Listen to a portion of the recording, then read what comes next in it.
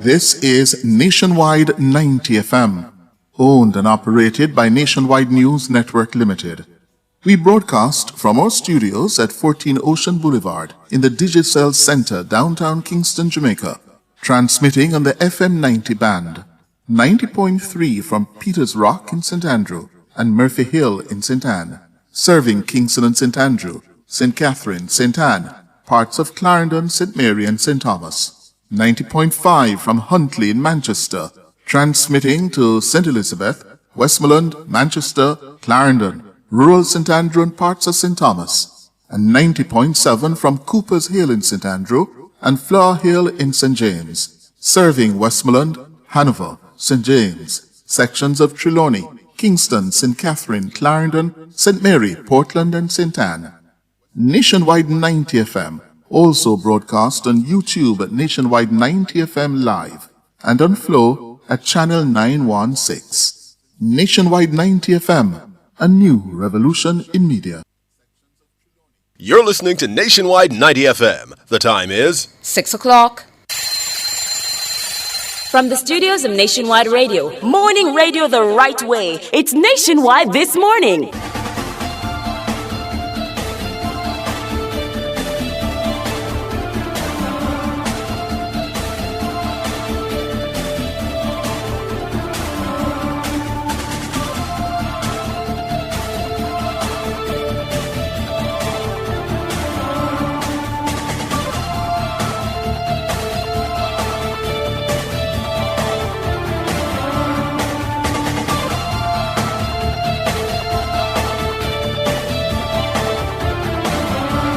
A very good morning to you. I'm Tona Thomas. Coming up in the news at 6 for this morning, Friday, July 3, 2026. $7 trillion. That's how much Prime Minister Dr. Andrew Holness says it would cost it to repair all roads across the country. The government set to announce comprehensive plan to regularize squatter settlements. Principal of Burnt Savannah Primary School in St. Elizabeth cries for help following Hurricane Melissa. In regional news, Trinidad man in custody in connection with the murder of Tobago woman. In international news, France records more than 2,000 deaths at peak of heat wave. In sports, Spain and Portugal booked their spots into the round of 16 at the FIFA World Cup finals on Thursday.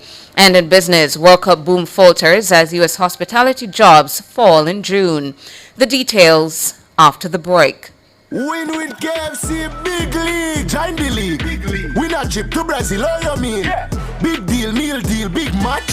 Just buy KFC and win that. From now until July 20th, 2026, buy a big deal or meal deal for a chance to win a trip for two to Brazil. Courtesy of KFC, that's $500,000 cash from Best Dressed Chicken. 11 weekly winners score free KFC for a year. 65-inch TVs, smartphones, and more. Just WhatsApp your receipt to 876-784-7811 to enter and win big in the KFC Big League. Conditions apply. Authorized under Section 58 of the Betting, Gaming and Lotteries. Catch the first news of the day. A comprehensive package of local, international, sports, and business news. The news at 6 on Nationwide 90 FM.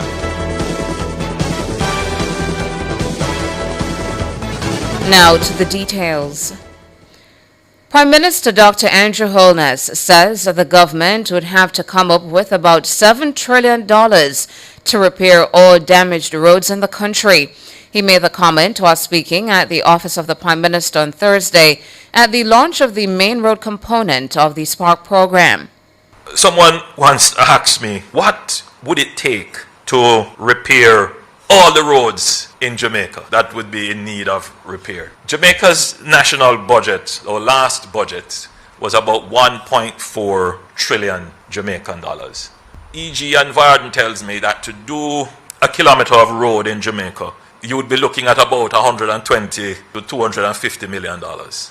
If we were to repair, that 21,000 kilometers to the various standards, you're looking at trillions of dollars. In fact, you'd probably be looking at between 5 to 7 trillion dollars. We would need to use the national budget for about 5 years and do nothing else.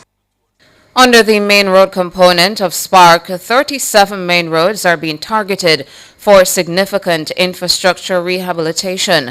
2 work orders have so far been administered, the first of which covers 28 roads with an estimated rehabilitation cost of $9.3 billion.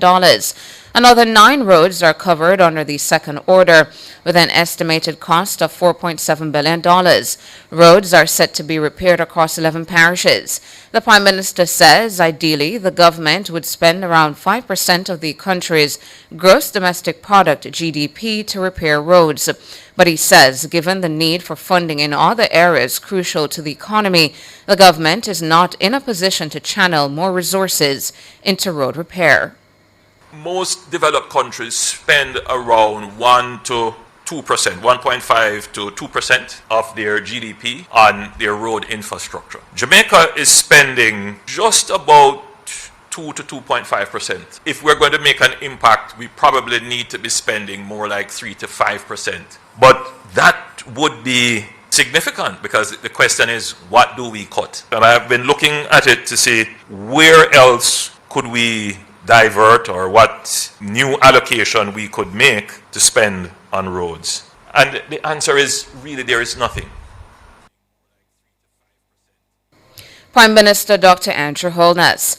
Meanwhile, the Prime Minister says despite resource constraints, his administration has steadily increased its spending on road repairs since 2016.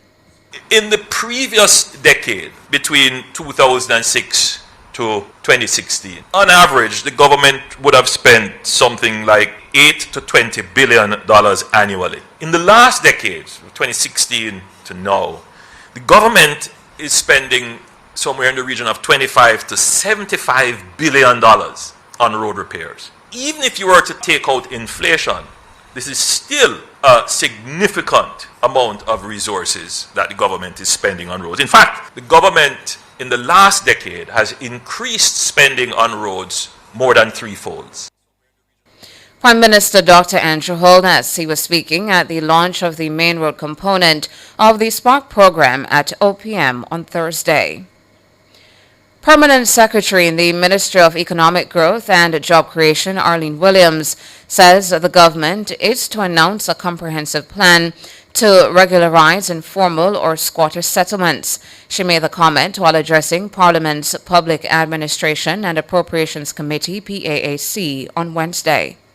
The government will make an announcement very soon because I do know that for the various squatter settlements that the files are being reviewed. The information has been provided to us by the HAJ and we still need some more information from them. The investigations as to what it will take to, put in the necessary infrastructure. And we're talking about billions of dollars, and even while I have an indicative figure, the investigations are not yet completed. It is a tidy sum that we will have to provide, and so the approach, we are looking to see how these areas can be regularized over a period of time, and the minister, either the Prime Minister or Minister Montague, will shortly make an announcement on that.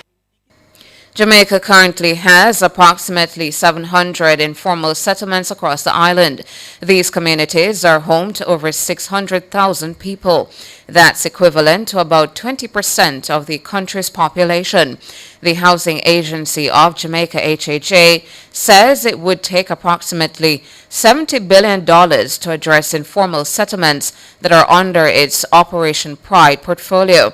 The HAJ reported to the committee that there are more than 26,000 lots across its Operation Pride developments. Permanent Secretary Williams says tackling the country's housing problem requires significant stakeholder collaboration. The efforts from the members of Parliament, we would have mentioned partnerships with places like institutions such as the TEF, JSIF, all of those. You would have mentioned the National Water Commission. In my opening statements, I would have said that it is going to take a collaborative, joined up kind of effort, and I think all the parties are on board. Soon we will be having the meetings with the various members of Parliament, and even though the squatting is not so much in your area, Chair, we would want to have some of your input as well when we have that meeting that Minister Montague will shortly convene. Arlene Williams, a Permanent Secretary in the Ministry of Economic Growth and Infrastructure Development. Efficiency Minister Ambassador Audrey Marks believes media reports that falsely accused her of orchestrating the government's controversial third country nationals TCN's deal with the U.S. were done deliberately. Minister Marks is speaking on Cliffviews Online on Thursday morning. No, when I saw that, I thought at first it was just an error. But the more it has played out, I realized it was a deliberate attempt to cause confusion. The TCN MOU was signed in June. On June 10, Minister Chan says. Yes, on And the June newspaper 10. story was June 16. The diplomatic note asking for a meeting to discuss the 10,000 TCNs, that could have caused a confusion. That was dealt with from the 10th of March. The Gleaner newspaper broke the story about the TCN agreement signed between the government and the U.S. in June. In a follow-up article sporting the headline "Off the Mark," the newspaper reported that a diplomatic note from the U.S. Embassy in Kingston stated that Minister Marks had proposed the controversial deal that would see Jamaica receive up to 10,000 TCNs. Speaking at the Terra Nova Hotel on Wednesday, Minister Marks clarified that her proposal to the U.S. did not concern TCNs. Instead, she says her plan was to have undocumented skilled workers in the U.S. who are at risk of not receiving residency relocate and work in Jamaica. Minister Marks says a follow-up note from the U.S. government explained in detail that the TCN deal and her work program proposal were separate issues. And by the 11th of March, there would have been another email going out to say the 10,000 program is going to be dealt with separately. The decision now is just to focus on the TCN of 10 to 25 persons coming to the country every fortnight. Even if somebody didn't quite get it right, if you put 10,000 with that, it will be about 16 years before you get there. So it would not have made sense. But the point is that diplomatic note came in 2.5 months before. It was answered, it was settled, it was put aside. So the person who leaked the signed MOU and decided to leak the diplomatic note to conflate the two things, it was a deliberate action. Ambassador Audrey Marks, Minister with responsibility for efficiency. East Portland MP, the PNP's Isaac Buchanan, is suggesting that the color of Juliet Holness's skin is part of the reason for the criticism directed at the House Speaker over her application of Parliament's standing orders. Buchanan drew a contrast between Holness, a black woman, and two former House Speakers from the JLP, Marissa Dalrymple-Philibert and Delroy Chuck. We have conversations about the standing order. We know when the Speaker of the House is wrong. When the Speaker of the House is wrong, she has those conversations about how better it could work. Speaker not perfect. She is not perfect. I heard Lady Dalrymple say when she was the Speaker of the House and when Chucky Noloki was the Speaker of the House and all those things, they were not perfect either. I think they got away with a lot of the things that this Speaker not getting away with because they're not black. But that's another conversation. Buchanan was speaking earlier this week on a podcast hosted by former president of the U Guild of Students, Perry Cummings. The first-term lawmaker asserted that while he's a team player, he will never be anyone's puppet. What you won't get me to do, whether I'm on the opposition side and the leader of opposition is entitled to take his position, yeah? But I have an internal locus of control and you can't gas me up. I am not a pawn on anybody's chessboard. I'm an independent thinker and I know right from wrong. One thing you're not going to do is tell me, say, yes, we're going to protest and Tuesday come is G-string day. And then the Keisha got in the front and the rest of we come walk in. Yeah, and walking trophy I going to play. Me I'm not idiot and me definitely will not be seen as a yes man. Isaac Buchanan, Member of Parliament for East Portland. We cannot continue like this. That's the urgent cry of Principal of Burnt Savannah Primary School in St. Elizabeth, Janet Stevenson Atkinson. She says 8 months after the passage of Hurricane Melissa, several classrooms and the administrative buildings that were damaged by the hurricane remain in a state of disrepair. Principal Stevenson Atkinson spoke with Nationwide News on Thursday. After Melissa, no work has been done at the Burnt Savannah Primary School. From in-house, we would have put tarpaulin on the buildings that lost roof. And so that's what we have been doing ever since the hurricane came and we went back into the physical phase. So absolutely no work has been done. In an effort to get some attention, I wrote personally to my regional director, Mrs. Nelson Smith, and I can tell you that the following morning she responded and she outlined some of the things that would have been happening while the work would not have started. And of course, I really appreciate her prompt response. The truth of the matter is the condition is dire. St. Elizabeth was one of the 5 parishes ravaged by Hurricane Melissa. Stevenson Atkinson says the poor conditions at the school have resulted in health problems for both students and teachers. The rooms are covered with tarpaulin. So whenever it gets windy or it rains, then you know that wears and tears the tarpaulin. So we have to be constantly putting back the tarpaulins or mending what is there. When it rains, some of the teachers have to pull the students to one side of the room and the rain is falling over the other side of the room. And then after the rain, the sun came out very hot. The Board of Governors became so very concerned based on the conditions that the staff and students were in, and they wrote to the National Education Trust expressing the concerns. Some children became ill, teachers are becoming ill, and until today, they have not responded. I just can't see us going back to school in that condition. Janet Stevenson Atkinson, a principal of Burnt Savannah Primary School in St. Elizabeth.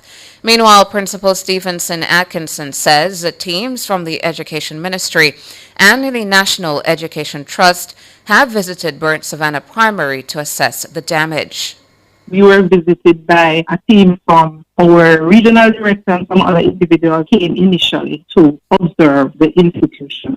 After that, we were visited by a team from the National Education Trust. Things that nobody else came. Affected performance. We are trying from our end to create a semblance of normalcy despite the chaos. But I'm calling on the powers that be. Listen, man, we need help. We cannot continue in this condition. Our children must be treated better. Our teachers must be treated better. It doesn't sound as if the work is going to begin anytime soon. We feel alone. We feel as if we are just left there to fend for ourselves. Janet Stevenson Atkinson, the principal of Burnt Savannah Primary School in St. Elizabeth. And that's it for the local segment of the news. Up next, regional and international.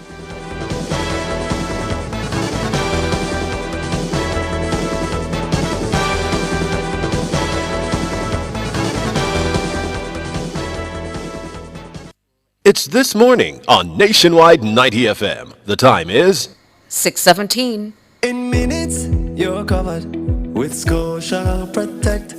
In minutes, you're covered with Scotia Protect. It's the best you can get, and you won't have to fret. Oh no, no long forms, no long waiting, just a few clicks, no time wasting. Get coverage for your home and auto, quick, no hesitating. With Scotia Protect. Get home and auto insurance online in minutes with Scotia Protect, powered by GK Insurance. Visit scotiaprotect.com today. Terms and conditions apply.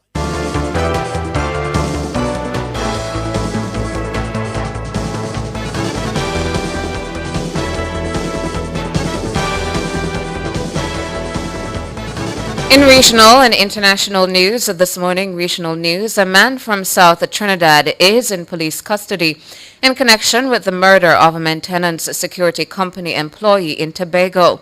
The 41-year-old suspect was held by police as he disembarked a ferry in Port of Spain on the main island. The worker is Nisha Roberts of Mount St. George in Tobago. Roberts was stabbed several times and found in a pool of blood in her bathroom shortly after 7 a.m. on Wednesday. She is the second woman to be killed in Tobago so far this year and the 7th overall. The suspect was reportedly observed leaving Roberts' home early yesterday, and the police were alerted. International, France has said it recorded an increase of more than 2,000 fatalities during the last week of a record-breaking European heatwave in June. Deaths rose at 29% in the last week of June compared to the week before. The French Health Ministry says there had been a clear increase in deaths among people over the age of 45. France saw its hottest day ever on average countrywide on June 24, with the temperatures hitting almost 41 degrees Celsius in Paris and half the nation placed under a red heat alert. The news comes as forecasters warn of further extreme temperatures on the continent, including the UK, in the next few days. Meanwhile, in the United States, the National Weather Service says dangerous, record-breaking heat will continue across much of the central and eastern sections of the country through Friday and through the holiday weekend. Temperatures in the high 90s are forecast for the Northeast. New York and Boston both hit 100 degrees Thursday. Humidity is expected to make it feel even hotter. Some communities have cancelled, postponed, or otherwise changed their Independence Day plans as a result. And that's it for regional and international. Up next, sports.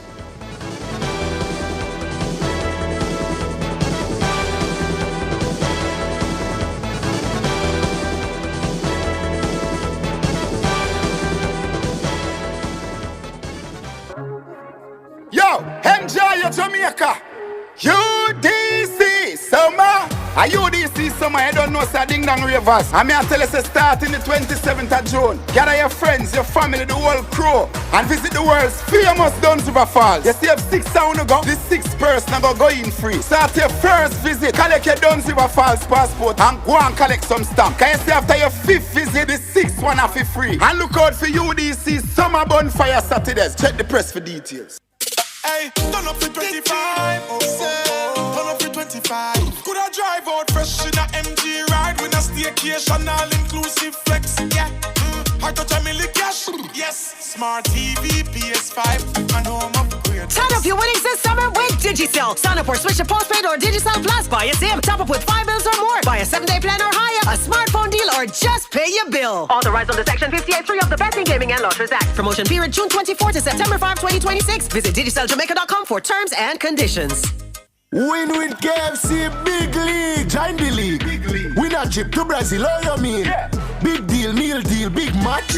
Just buy KFC and win that. From now until July 20th, 2026, buy a big deal or meal deal for a chance to win a trip for 2 to Brazil. Courtesy of KFC. That's $500,000 cash from Best Dressed Chicken. 11 weekly winners score free KFC for a year. 65-inch TVs, smartphones, and more. Just WhatsApp your receipt to 876-784-7811 to enter and win big in the KFC Big League. Conditions apply. Authorized under Section 58 of the Betting, Gaming and Lotteries.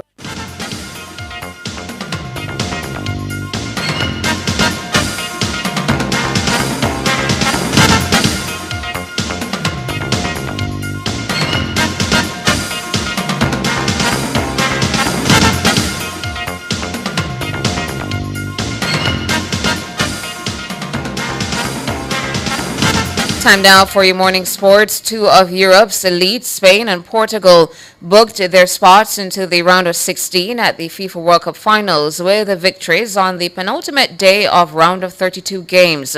Spain brushed aside Austria 3-0 in California.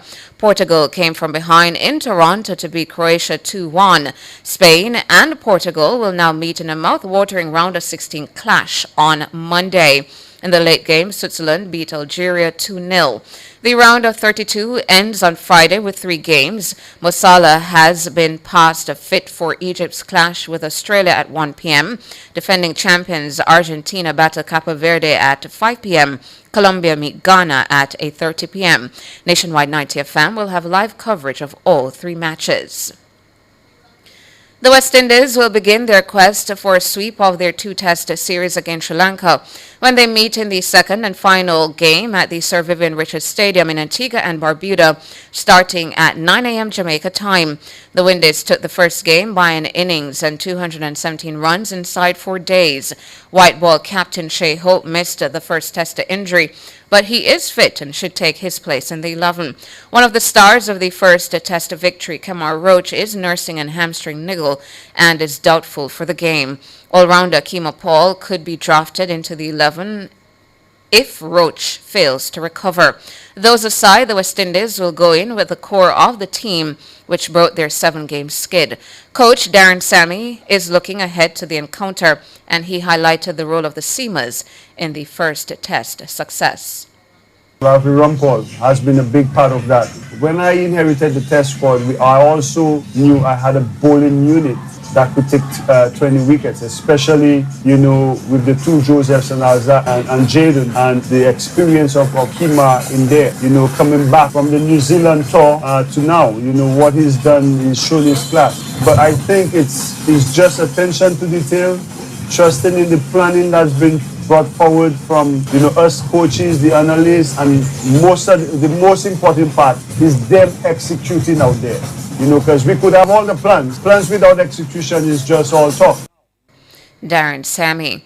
Finally, in your morning sports, Jamaican basketball star Norman Powell is on his way to the Chicago Bulls for a reported $45 million over 2 years.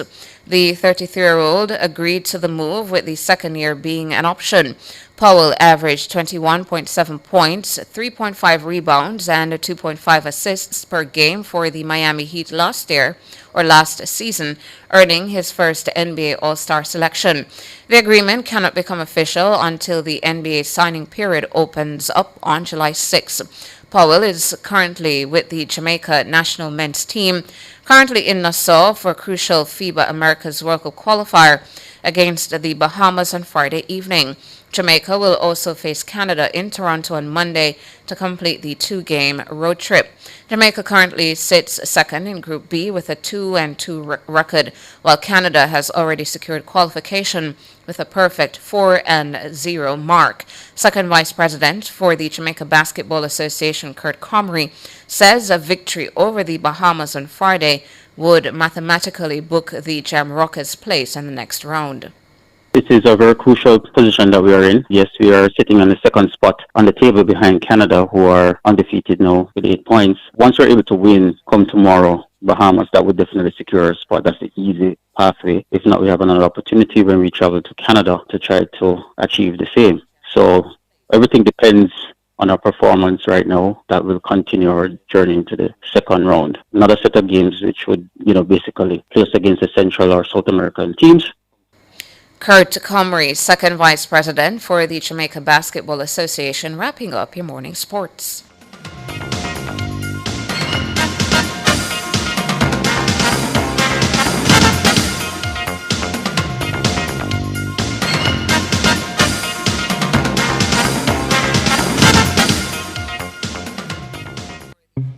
A voice you love returns home. This August, afternoons on Nationwide, on air and online will never be the same.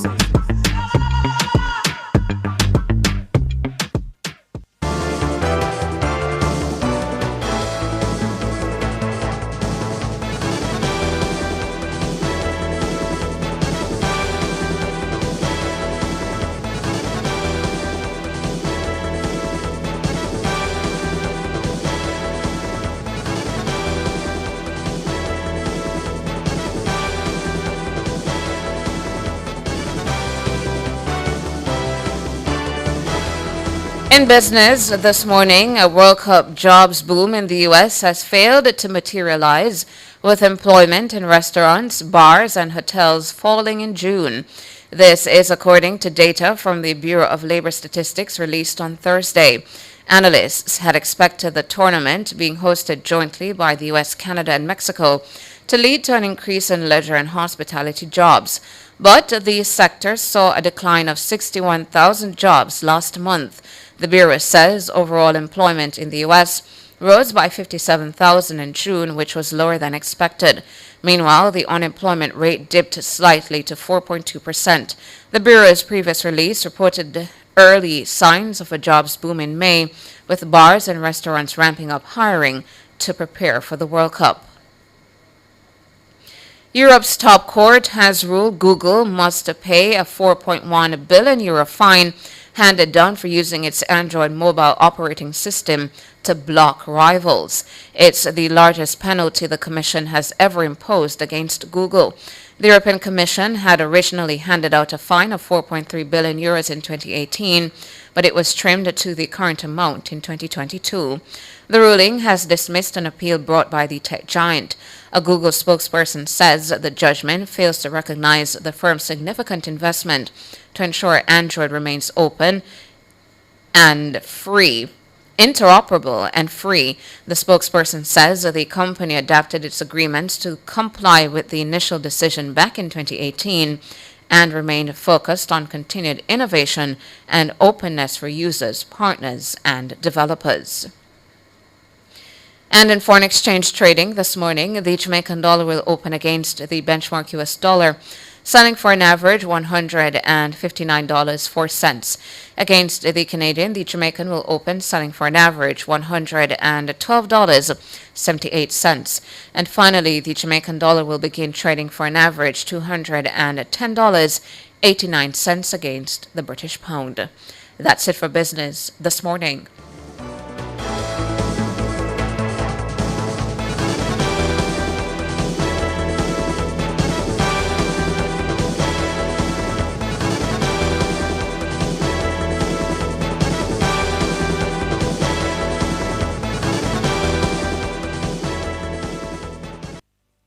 Apply today for your JUTC sub-franchise license. Operate legally, drive proud. Call 876-469-5326 for more information. The time by the Jamaica Urban Transit Company is 6:30.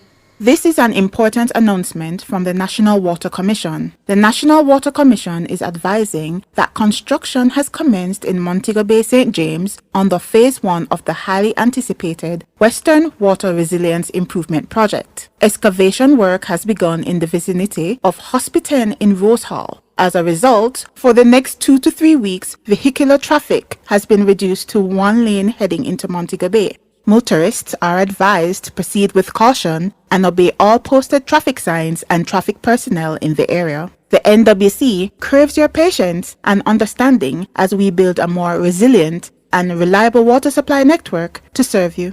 That was an important announcement from the National Water Commission. From the biggest tracks to the biggest energy, Nationwide keeps it moving.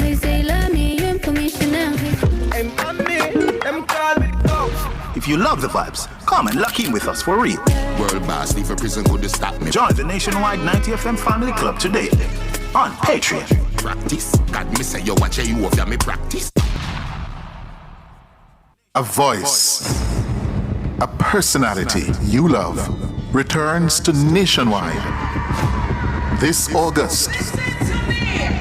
Afternoons on air and online at Nationwide will never be the same. For all your electrical needs, visit ABC Electrical Sales. They stock a wide variety of electrical supplies including plugs, switches, panel boards and conduits, plus energy-saving fixtures. ABC Electrical Sales stocks brands like GE, Siemens, Philips, Cutler Hammer and Allen Bradley. They also offer free island-wide delivery just to suit your needs. Visit them at Shop 8, Hagley Park Plaza, Kingston 10, or call 876-754-3714-5 or 876-754-3825-8. ABC Electrical Sales, for a better choice in the electrical business.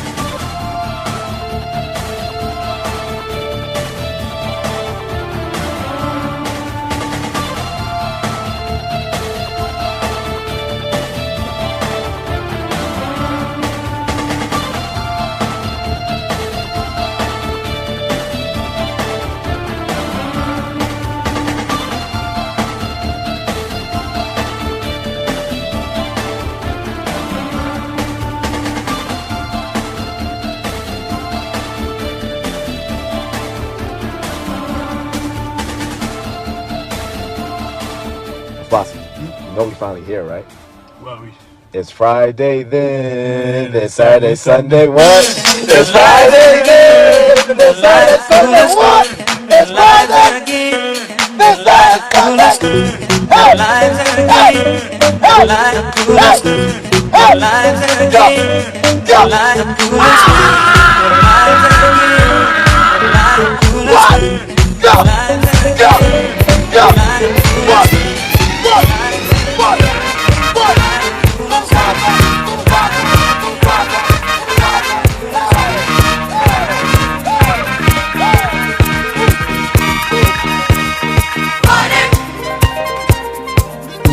Thank God it's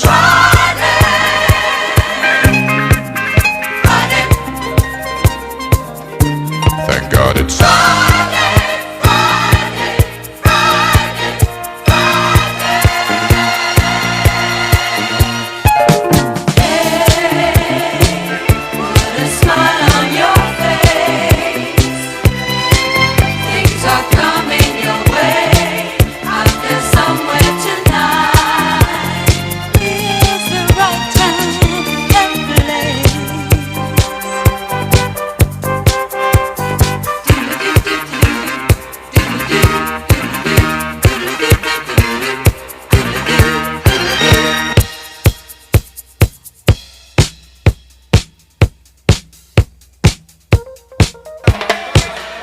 This is how we do it.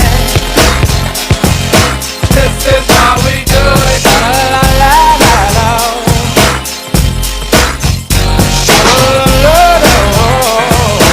This is how we do it.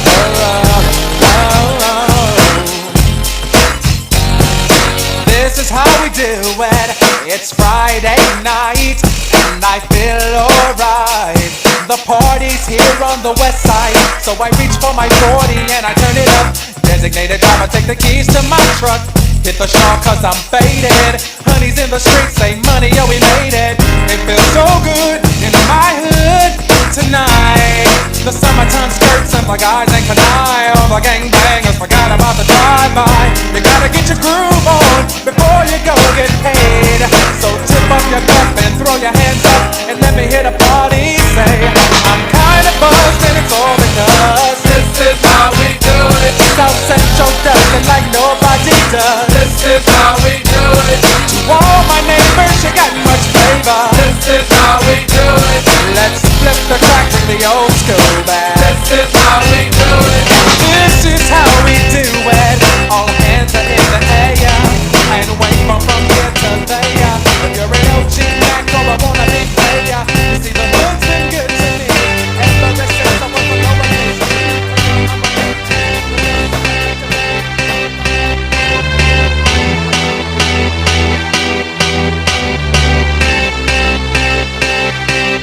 I got a feeling that tonight's gonna be a good night. That tonight's gonna be a good night. That tonight's gonna be a good night. A feeling that tonight's gonna be a good night. That tonight's gonna be a good night. That tonight's gonna be a good night. A feeling that tonight's gonna be a good night. That tonight's gonna be a good night. That tonight's gonna be a good night. A feeling that tonight's gonna be a good night. That tonight's gonna be a good night.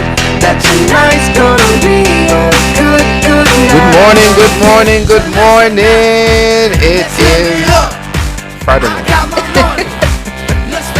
Good morning, good morning, good morning. Happy Friday to you. You're tuned in to Nationwide This Morning, NTM. Thank you so much for coming on over this Friday morning. It is Friday, July 3, 2026, and I'm Tana Thomas. I'm Sondre Roden. Of course, you know, this week France continued the winning streak, Tana. Oh, certainly. And that is something that we have to be proud of. Some other teams are looking on,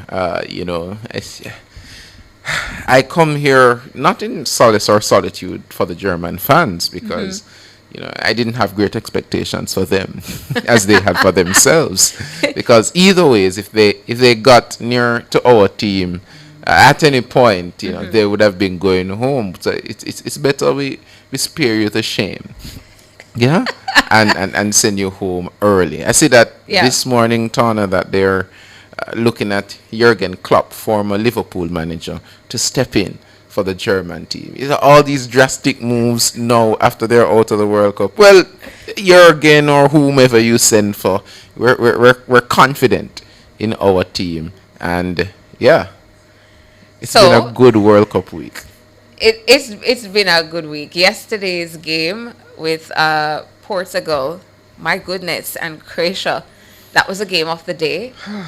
A lot of conversation is being had about that game, as well as what happened at the very end there with that goal. So I see split conversations online about whether the goal should have been disallowed or should have been able to carry. So that conversation is going on. Certainly today, Sondre, well, for me, I don't know about anybody else, but I'm looking forward to that Argentina match with Capo Verde. Yeah. And I saw last evening a picture of the map, the global map, and folks had the entire map in the flag of Capo Verde. And then, of course, just Argentina's landmass had the Argentina flag. So folks are saying, listen, the whole world is behind Capo Verde. But we'll see how that match goes today. Despite whatever happens today, if Capo Verde goes home, listen, they've had quite the World Cup. So many people did not know about this group of islands of the west coast of Africa. Now they do. The World Cup has placed Capo Verde certainly in front of everybody's face. And outside of that, you have, for example, the goalkeeper, Vozinho, who is not just in your face now, but he's getting it in his pocket. Yeah. Because I've seen several endorsements that have come about because of his performance, his display at the World Cup so far. So, and that's what you want to see. I hope that you want to earn too. Encouragement sweeten the labor for Vozinha, and today he can, with his team, bring a certain team to their knees. Now that would be the most powerful statement in a World Cup. No, I'm not wishing bad for any team, but I am supporting the African teams in this round. Senegal almost. That match too. My goodness me. Listen, I was so excited. Yes. England was under pressure. So many people were invested in that match. And I believe, well, certainly for me, I took a relaxed approach after I realized, okay, they're up 2. Yeah. England not score yet. Cool. Let me go have something to eat. Let me go drink some water. Let me chill. Scroll on my phone. Then out of nowhere, how is it that we got to that sort of equalizer? And that's something that somebody said that, if somebody started watching these matches from the start and at the 80th minute they decided that, hey, I'm gonna cook something, I'm gonna use the restroom and come back, and then they're like, wait, what's going on here?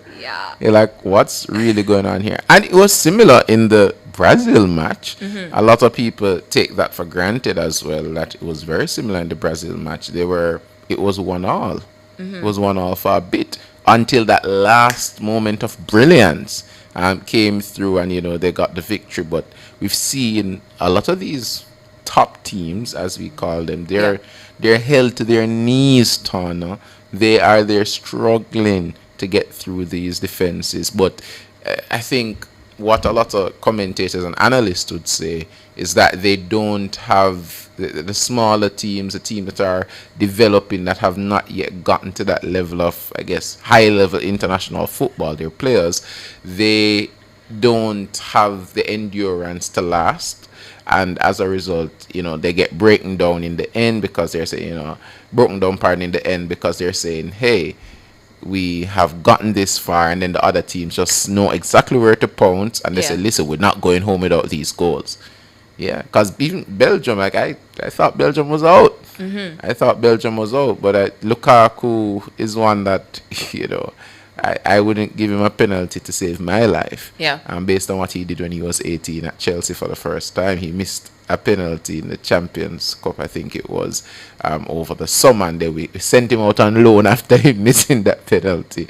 So, you know, seeing him step up and the rest of the team step up in those last few minutes, it should be interesting, because that means similarly like the finals in 2022, France and Argentina was in front, and they were saying, well, look like Messi's gonna get his World Cup, and then stroke of brilliance from Mbappe twice, and it was now into extra time, and we're like, what is happening?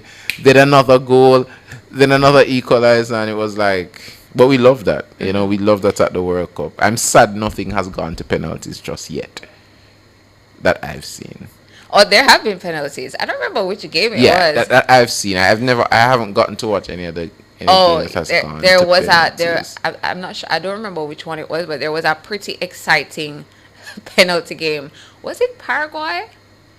I believe it may have been the Paraguay game. But looking at the comments in the chat as well, there are a lot of Argentina fans in here.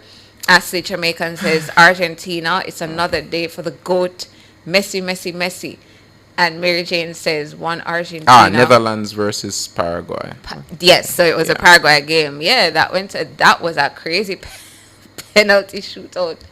But I didn't get to watch that one to the end because Yes. I saw Paraguay holding them out. Yes. so Yeah.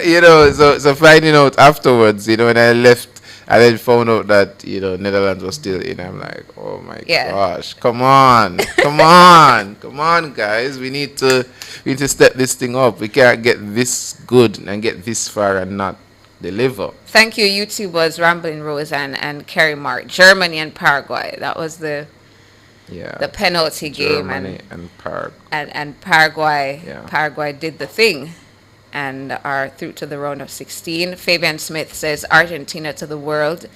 Yeah, so many Argentina fans out in the chat. I've been getting messages on my phone too, Sandra, since we began our conversation about what's happening at the World Cup. The Argentina fans in my DMs too. It's okay. Let's see what happens. Navi Rob says Messi's going to kill Capo Verde. Okay. Well, Messi is not really a killer, but let's see, because that defense is something else. I know that defenders from that team will be signed. Vazini already will be signed. So yeah. And lots of France fans popping up here too. Yeah, big up all the people supporting the France team. Leonard Seville says Netherlands and Morocco also went to penalties. So thank you for that, Leonard. Yeah. And what's his comment saying? Kenroy Porter says, for those who don't understand that goal, although it touched the defender, he had no control over the ball.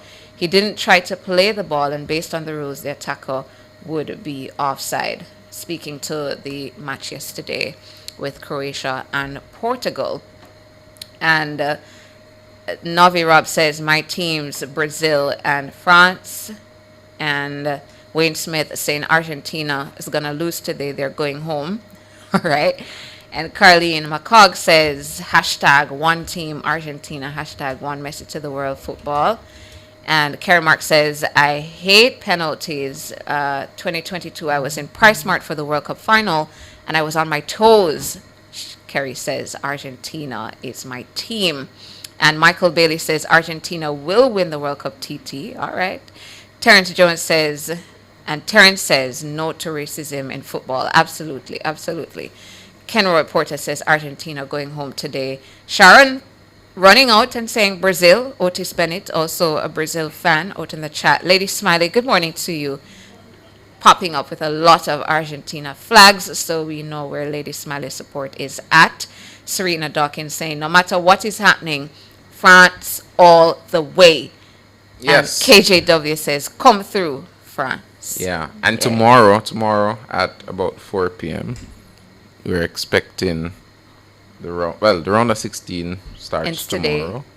Right. Right. Round of 32 ends today. And round of 16 starts tomorrow. Of course, there'll be a game, France versus Paraguay. And listen, the players on the French team make me draw a comparison to the players on the Portuguese team.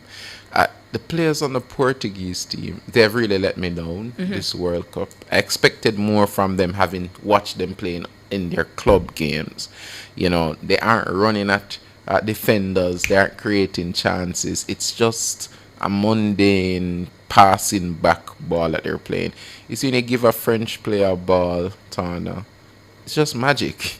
You know, I saw Elise just running up and down the midfield the last match. I was like, he's a workhorse. He's just running up and down. He doesn't care. He's running at you. He's gonna try to attack. He's going. I love their level of urgency. Yeah. I love their level of urgency. There's no lazy play. It's as if every second of the football game counts. Yeah.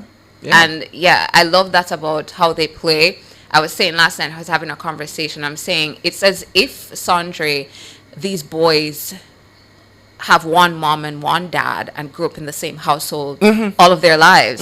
The chemistry is out of this world. It's amazing. And it makes me wonder if it's a case that the other teams, well, I think Argentina has really good chemistry as well, but I understand why both teams made it to the finals. They're just working together, and they have so many superstars, but they're still just working it together. Mbappe, Dembele, Olise, Barcola. Oh my gosh. Yeah, they're just working really well, and I like that. All right, we take a break and come back with Street Smart.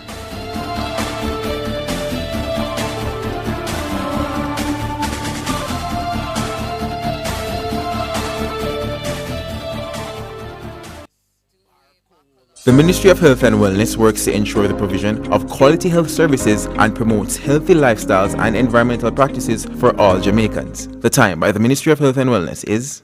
It's 6:50. JPS and Partners Cooperative Credit Union offers financial solutions for every stage in your life: savings, auto loans, mortgages, and more. The Temperature by JPS and Partners Cooperative Credit Union, your financial partner for life, is 27 degrees Celsius in Kingston City, 27 degrees Celsius out west in Montego Bay, 25 degrees Celsius in Mandeville. Parents, guardians, let's keep school mornings moving. The National Rural School Bus Program is now cashless, so don't forget to top up your child's student transportation card. Top up easily at any Operation Bill Express location island-wide, or simply download the Tap Jamaica app for quick and convenient top-ups. Fast, simple, secure. No cash in hand, just tap and ride. The National Rural School Bus Program, keeping our students moving every school day.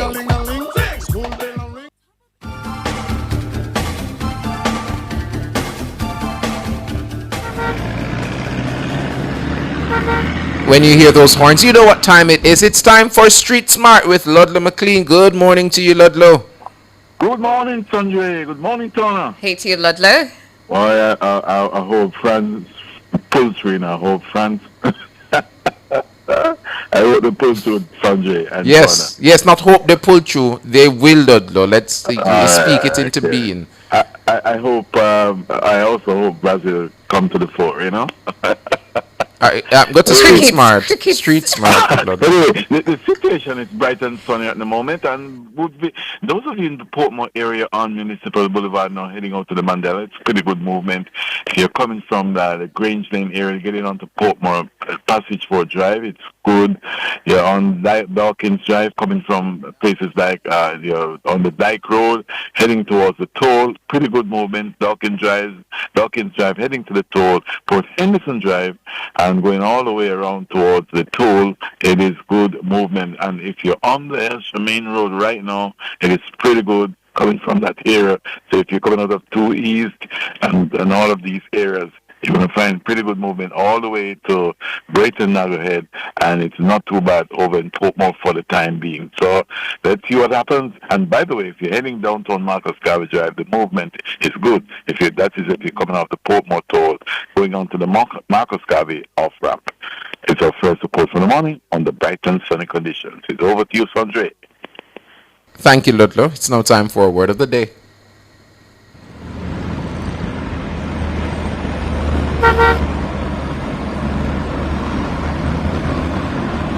Your word of the day is spelled V-E-R-A-C-I-T-Y. V-E-R-A-C-I-T-Y. Veracity.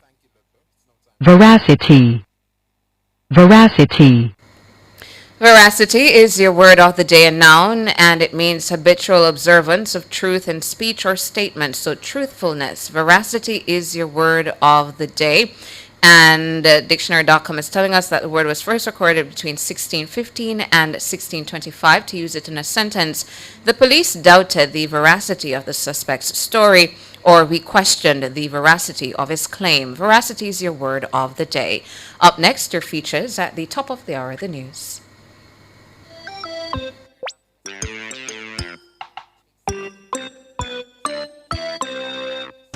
Choking is a blockage of the upper airway by food or other objects which prevents a person from breathing effectively. Choking may result from a complete or partial blockage of the airway. A complete blockage is a medical emergency, while a partial blockage can quickly become life-threatening if the person cannot get enough air. When a person does not get enough air, permanent brain damage can occur in as little as 4 minutes. Rapid first aid for choking can save a life. In parenting tips today, how to perform first aid on a choking infant or baby. The danger signs of choking are bluish skin color, difficulty breathing, loss of consciousness if blockage is not cleared, inability to cry or make much sound, weakness, ineffective coughing, and soft or high-pitched sounds while inhaling. Do not attempt the following procedure if the infant is coughing hard or has a strong cry.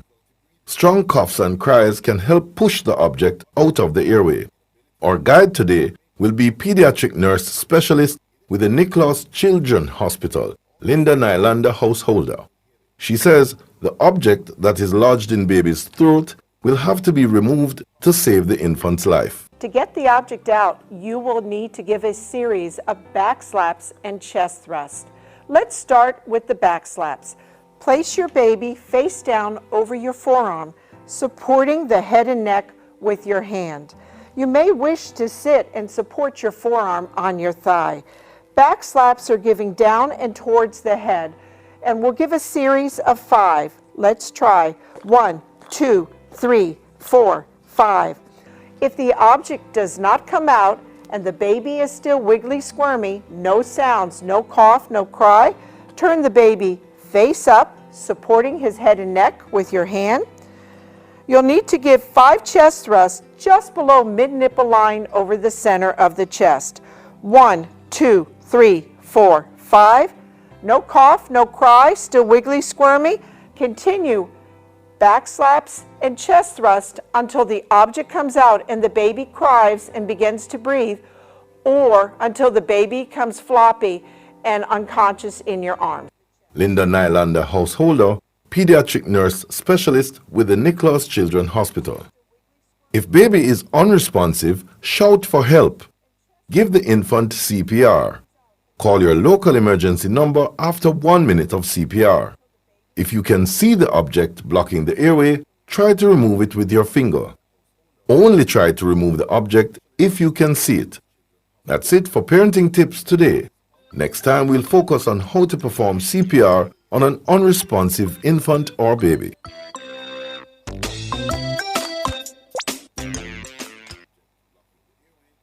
Fearless and fair, Nationwide 90 FM. There are 3 phases or parts to a meeting. 1, before the meeting. 2, during the meeting. And 3, after the meeting. This is Lifestyle Pages on how to plan and have effective meetings. Before the meeting, the chairperson of the meeting must 1. Communicate or define the purpose or goal of the meeting. 2. Develop an agenda with the key participants. Examine the sample agenda to get an idea of what is placed in the agenda. Distribute the agenda. Circulate background material, lengthy documents, and articles before or prior to the meeting so members will be prepared and feel involved and up to date. 4. Choose an appropriate meeting time. Set a time limit and stick to it. People will attend meetings if you make them productive, predictable, and as short as possible. 5. Arrange the room so that members face each other. Examples, like in a circle or semicircle. For large groups, arrange the seats in a U-shaped formation. 6. Choose a room or space suitable for the group size. Small rooms create tension. A larger room is more comfortable and encourages individual expression. 7. Post a large copy of the agenda in front of which members can refer. Use visual aids like posters, diagrams, etc. for interest. 8. Be sure everyone knows the meeting place and venue and when the next meeting will be held. I'm Valerie, and those were Lifestyle Pages. Nationwide 90 FM, continuing the tradition of fair, fearless, and factual reporting. Distracted driving costs lives. Keep your eyes on the road and arrive alive. The time brought to you by the Jamaica Information Service is News time at 7 o'clock. The most credible news in the morning. The news at 7 on Nationwide 90 FM.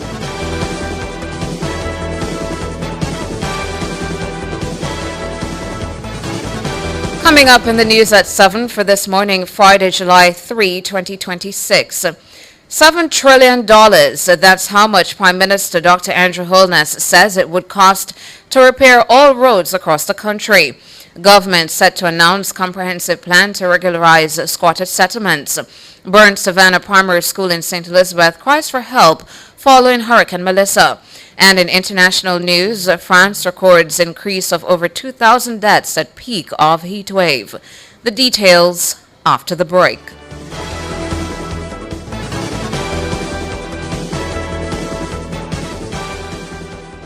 If it's news, it's got to be Nationwide 90 FM.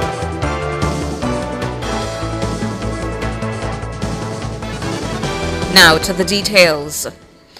Prime Minister Dr. Andrew Holness says the government would have to come up with about $7 trillion to repair all damaged roads in the country. He made the comment while speaking at the office of the Prime Minister on Thursday at the launch of the main road component of the Spark program. Someone once asked me, what would it take to repair all the roads in Jamaica that would be in need of repair? Jamaica's national budget, or last budget, was about 1.4 trillion Jamaican dollars. E.G. and Varden tells me that to do a kilometer of road in Jamaica, you would be looking at about 120 to 250 million dollars. If we were to repair, that 21,000 kilometers to the various standards, you're looking at trillions of dollars. In fact, you'd probably be looking at between $5 to $7 trillion.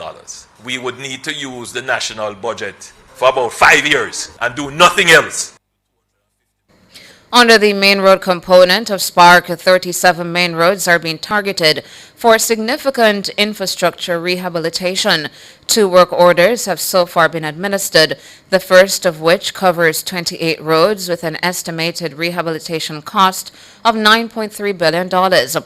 Another 9 roads are covered under the second order with an estimated cost of $4.7 billion. Roads are set to be repaired across 11 parishes.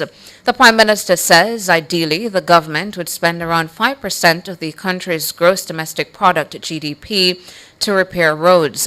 But he says given the need for funding in other critical areas to the economy, the government is not in a position to channel more resources into road repair. Most developed countries spend around 1 to 2%, 1.5 to 2% of their GDP on their road infrastructure. Jamaica is spending just about 2 to 2.5%. If we're going to make an impact, we probably need to be spending more like 3 to 5%. But that would be significant because the question is, what do we cut? And I've been looking at it to see where else could we divert or what new allocation we could make to spend on roads. And the answer is really there is nothing. Prime Minister Dr. Andrew Holness.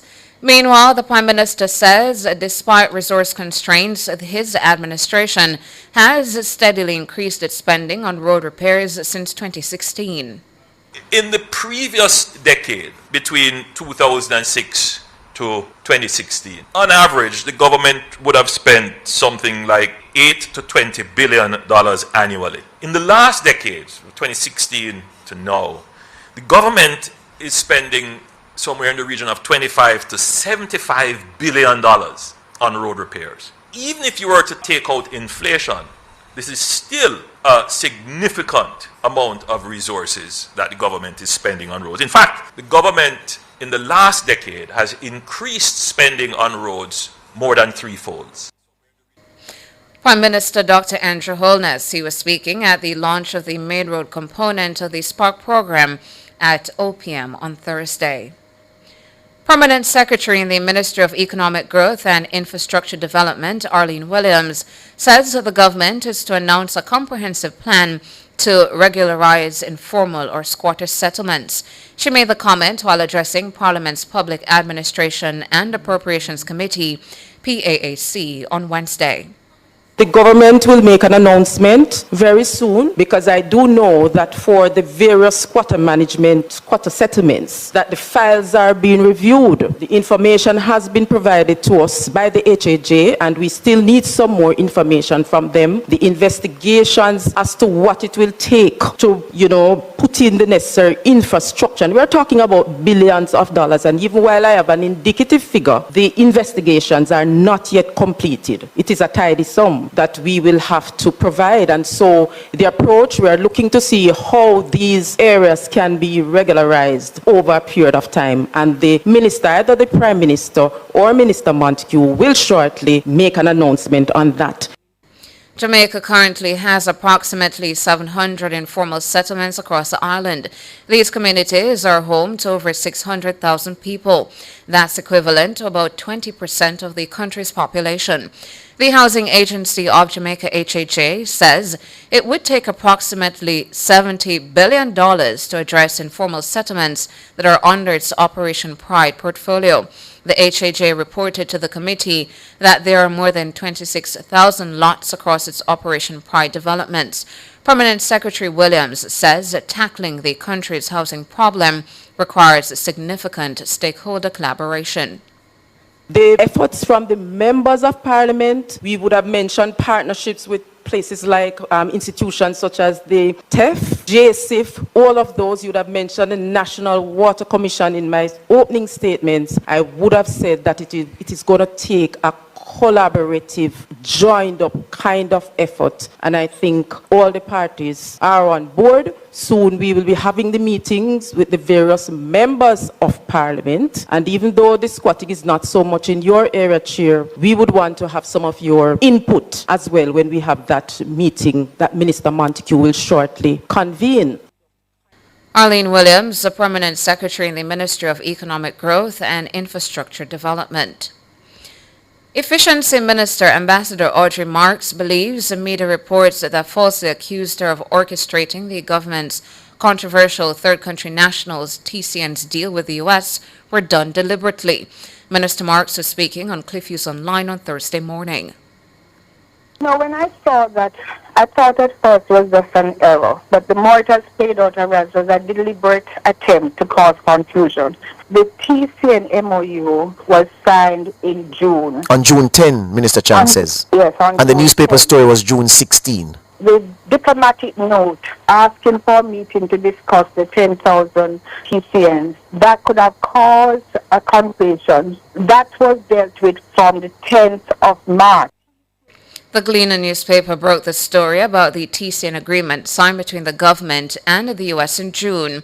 In a follow-up article sporting the headline, Off the Mark, the newspaper reported that a diplomatic note from the U.S. Embassy in Kingston stated that Minister Marks had proposed the controversial deal that would see Jamaica receive up to 10,000 TCNs. Speaking at the Terra Nova Hotel on Wednesday, Minister Marks clarified that her proposal to the U.S. did not concern TCNs. Instead, she says her plan was to have undocumented skilled workers in the U.S. who are at risk of not receiving residency relocate and work in Jamaica. Minister Marks says a follow-up note from the U.S. government explained in detail that the TCN deal and her work program proposal were separate issues. And by the 11th of March, there would have been another email going out to say the 10,000 program is going to be dealt with separately. The decision now is just to focus on the TCN of 10 to 25 persons coming to the country every fortnight. If somebody didn't quite get it right, if you put 10,000 with that, it will be about 16 years before you get there. So it would not have made sense. But the point is that diplomatic note came in 2.5 months before. It was answered, it was settled, it was put aside. So the person who leaked the signed MOU and decided to leak the diplomatic note to conflate the two things, it was a deliberate action. Ambassador Audrey Marks, Minister with responsibility for efficiency. East Portland MP, the PNP's Isaac Buchanan, is suggesting that the color of Juliet Holness's skin is part of the reason for the criticism directed at the House Speaker over her application of Parliament's standing orders. Buchanan drew a contrast between Holness, a black woman, and two former House Speakers from the GLP, Marissa Dalrymple Philibert and Delroy Chuck.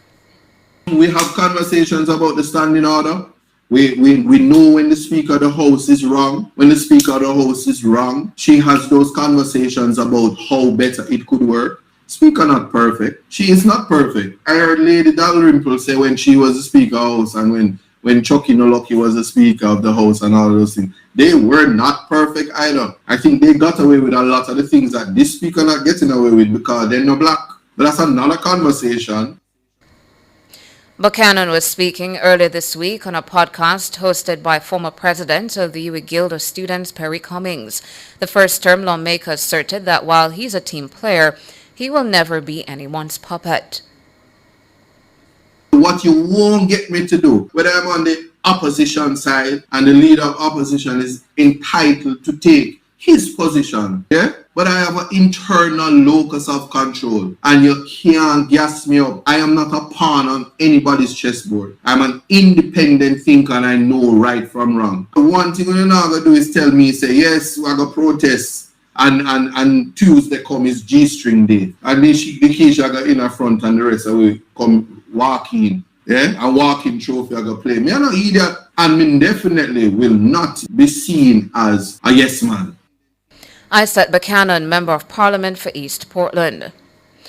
Cornerstone Financial Holdings Limited is celebrating a resounding vote of confidence in its growth strategy after regional ratings agency Caribbean Information and Credit Rating Services, CARICRIS, upgraded the company's credit ratings by one notch across every category.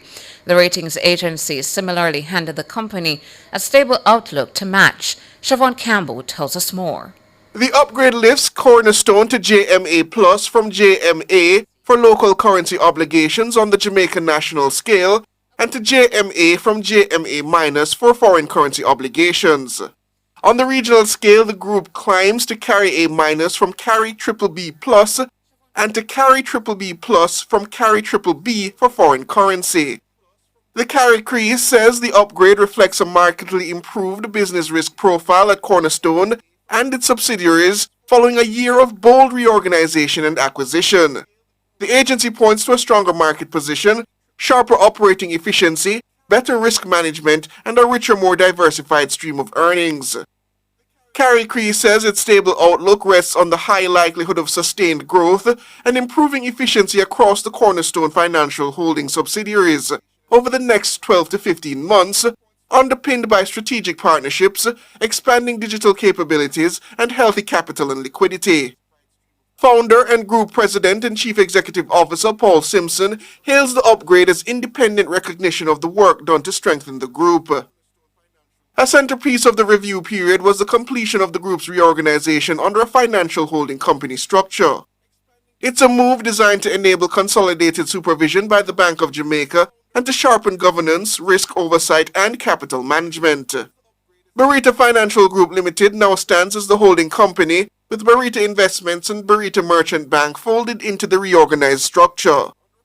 Cornerstone Financial Holdings has also been expanding fast. Barita widened its asset management platform with the acquisition of JN Fund Managers, since renamed Barita Fund Managers, deepening its reach in pension funds, mutual funds, and long-term investment products. On the technology front, Barita Merchant Bank secured the Bank of Jamaica's non-objection in June to launch the first product under its new digital banking platform, now rolling out in phases from a pilot group. Cornerstone is similarly pressing ahead on roughly 2,000 acres of prime real estate along Jamaica's ocean front and urban corridors, with its strategic partnership with the Proven Group, expected to open further opportunities across development and regional growth. Simpson says the stronger rating vindicates the strategy, but insists the group is not resting on its win. The group says the upgrade marks another step in an evolution that now spans investment banking, wealth and asset management, banking, financial technology, and real estate development. Siobhan Campbell for Nationwide News. And turning now to international news, France has said it recorded an increase of more than 2,000 deaths during the last week of a record-breaking European heatwave in June. Deaths rose 29% in the last week of June compared to the week before. The French Health Ministry says there had been a clear increase in deaths among people over age 45. France saw its hottest day ever on average countrywide on June 24, with the temperatures hitting almost 41 degrees Celsius in Paris and half the nation placed under a red heat alert. The news comes as forecasters warn of further extreme temperatures on the continent, including the UK, in the next few days. Meanwhile, in the United States, the National Weather Service says dangerous, record-breaking heat will continue across much of the central and eastern sections of the country through Friday and through the holiday weekend. High temperatures were forecast for the northeast, with New York and Boston both hitting 37 degrees Celsius on Thursday. The Weather Service says humidity is expected to make it feel even hotter. U.S. media says some communities have canceled, postponed, or otherwise changed their Independence Day plans as a result. And that's it for the news at 7.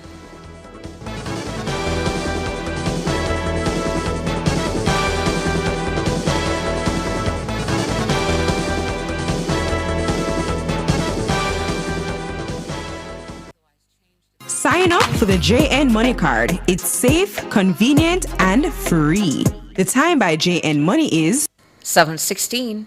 Rent or buy your hurricane supplies from Total Tools. Visit 102 Main Street, Ocho-Rios, 34 Slipe Road, Kingston 5, or Lot C6, Drax Hall, St. Anne's Bay. The temperature brought to you by Total Tools Jamaica is 28 degrees Celsius in capital city Kingston, 29 out west in Montego Bay. In Mandeville, 23 degrees Celsius. A voice, a personality you love returns to Nationwide this August. Afternoons on air and online at Nationwide will never be the same. Hey, turn up to 25. Turn up to 25. Could I drive out fresh in a MG ride? We not staycation, all inclusive flex. Yeah, I touch a milli cash. Yes, smart TV, PS5, and home upgrade. Turn up your winnings this summer with Digicel. Sign up or switch to postpaid or Digicel Plus. Buy a SIM, top up with 5 bills or more. Buy a 7-day plan or higher, a smartphone deal, or just pay your bill. Authorized under Section 58.3 of the Betting, Gaming and Lotteries Act. Promotion period June 24 to September 5, 2026. Visit DigicelJamaica.com for terms and conditions.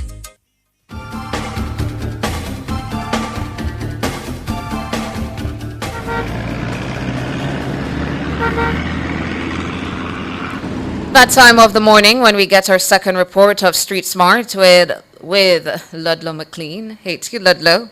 Morning time again, Tona. Morning time again. Morning time. Are you hearing me? Hearing you well, Ludlow. Okay. The lower section of Camp Road, South Camp Road, it's a pretty good movement there. All the way up to Camp Road, if you're coming out of Vineyard Town, Deanery Road, Miriam Road, Upper Elliston Road, and by the way, Upper Elliston Road is in a really bad condition. Again, Upper Elliston Road needs to be sorted out. Potholes galore, and it needs to be sorted out as quick as possible. But as you make your way around Deanery Road up to Mountain View Avenue, you're going to find them going pretty good. So if you're on the base there, down the bottom, Windward Road, coming up to the top of Mountain View, good movement, all the way to Arthurwint, and Arthurwint going around to Herb McKinley Drive, formerly Roosevelt Avenue, and then right up to Stanton Terrace. The movement is pretty good also. So if you're along Olop Road, you're going to find the movement also good, and going across Fairway Avenue takes it to Lady Musgrave Road, and you won't have a problem either. Lady Musgrave Road in both directions. You have vehicles flowing, but the movement is pretty good. And right at that intersection of Oak Road, Lady Musgrave Road, and East Kings House Road, you'll see some traffic, but it's nothing to be alarmed about. It's movement all the way around to Barbican Square, where you'll see a little more traffic coming out of Birdsucker Lane and Rough Light. So it's our second report for the morning, bright and sunny conditions. All our transport stakeholders, passengers shopping, morning time. As usual, at Street Smart, your safety is our concern. Have a great weekend. Thank you so much, Ludlow. You have a great weekend as well. That's it for Street Smart. Up next, the front page.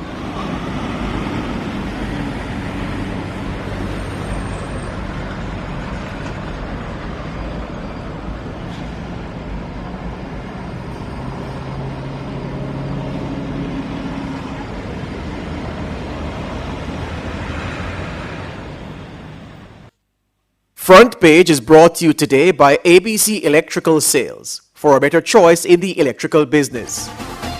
For all your electrical needs, visit ABC Electrical Sales. They stock a wide variety of electrical supplies including plugs, switches, panel boards and conduits, plus energy-saving fixtures. ABC Electrical Sales stocks brands like GE, Siemens, Philips, Cutler Hammer and Allen Bradley. They also offer free island-wide delivery just to suit your needs. Visit them at Shop 8, Hagley Park Plaza, Kingston 10, or call 876-754-3714-5 or 876-754-3825-8. ABC Electrical Sales, for a better choice in the electrical business.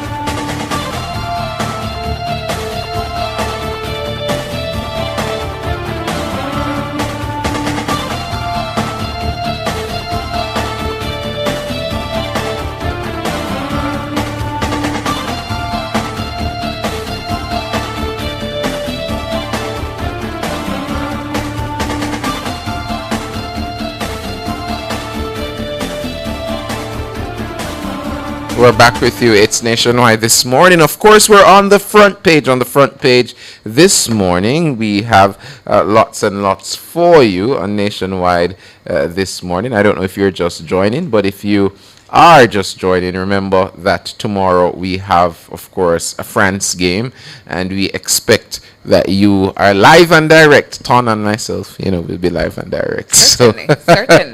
So you have to be live and direct. The political tensions inside Parliament are once again under the spotlight after South Trelawney MP and former House Speaker Marissa Dalrymple Philibert sharply criticized South St. James Member of Parliament Nikisha Burchell over what she described as disrespectful and disruptive behavior in the House. She made her comments in the House of Representatives on Tuesday in the aftermath of the sectoral debate presentation by Member of Parliament for Eastern St. Catherine, the PMP's Denise Daly.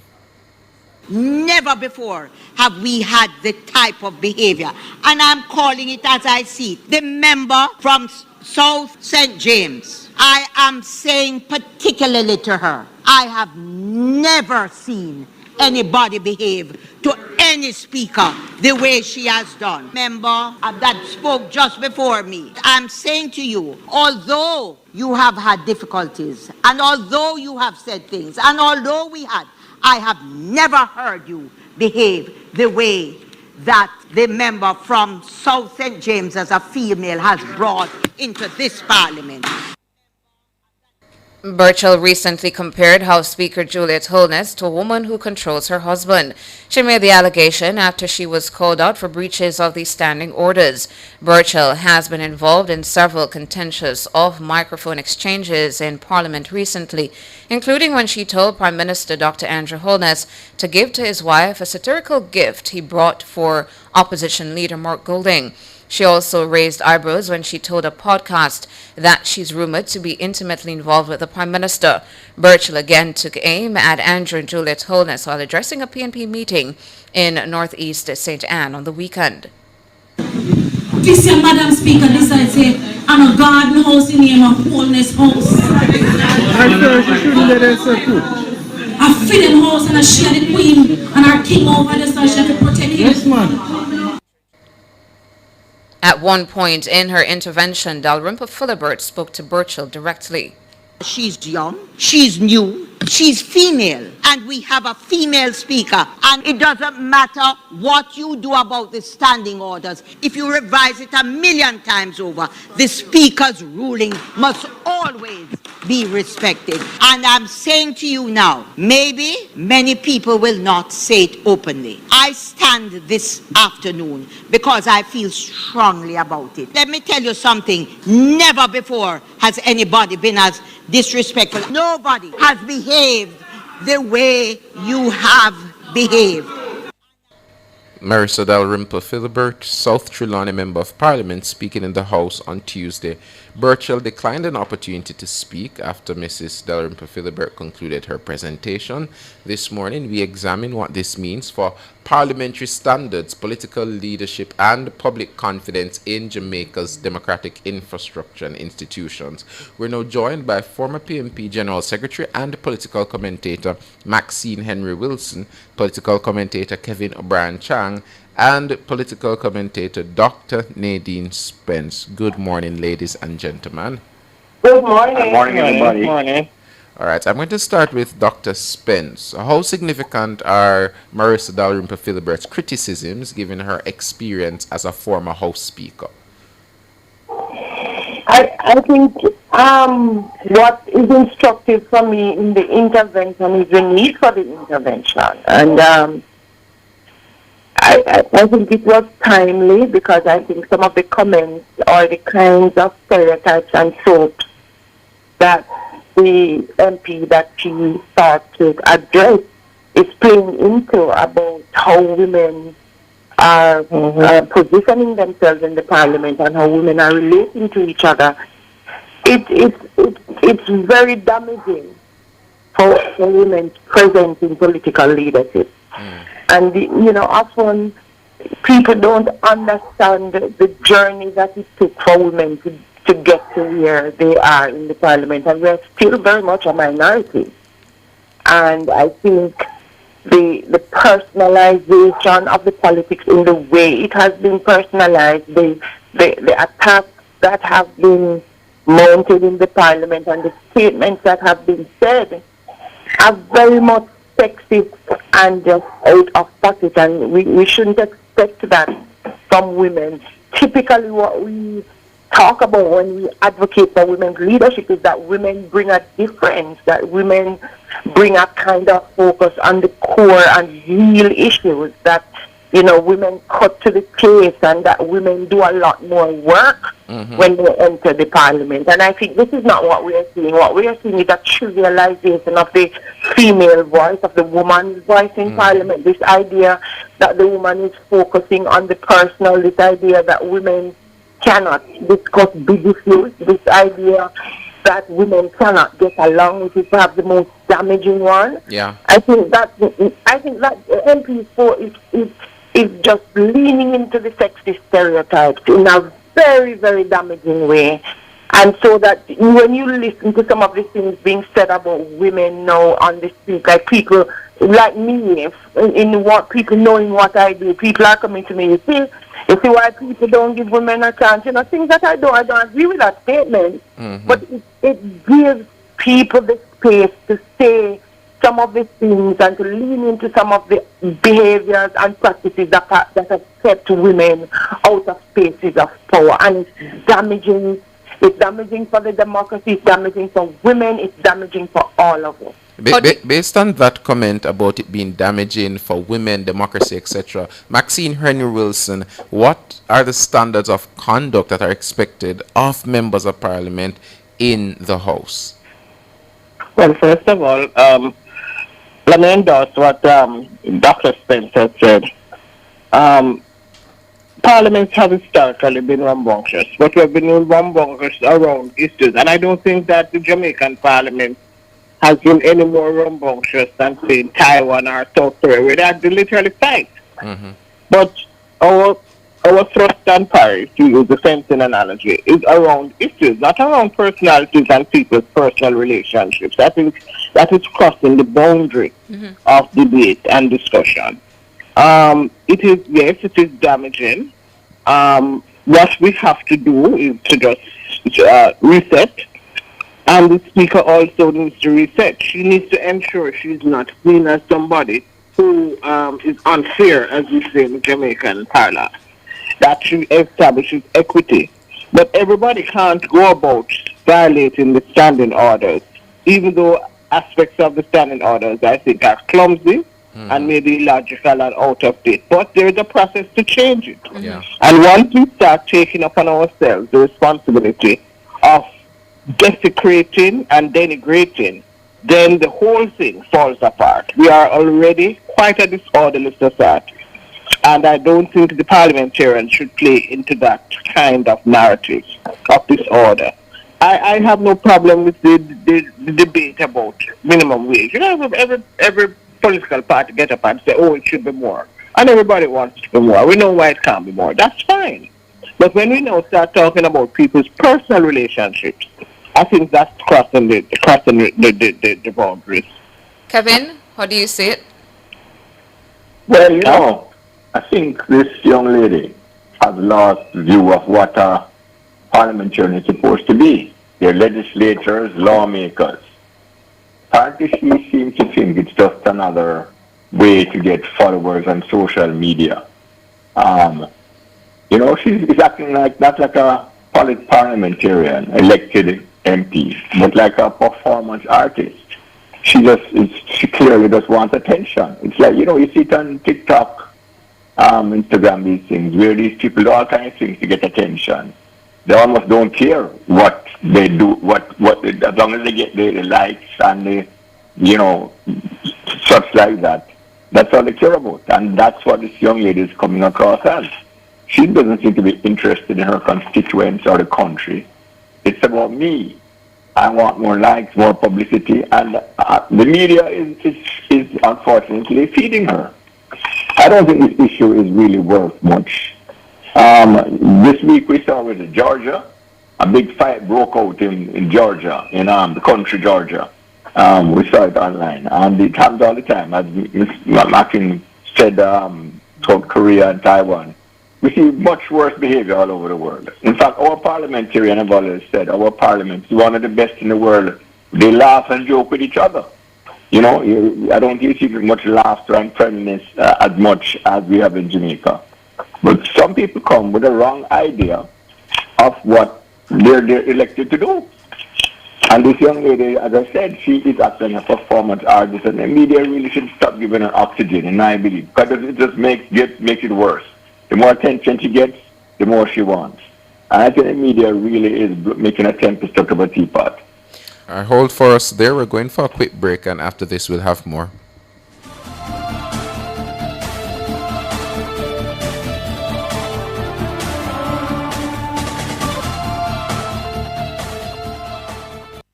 Jamaica live good, yeah. I make we enjoy life, while we feel safe at night. Jamaica live good. Jamaica, stop the killing and give up the guns.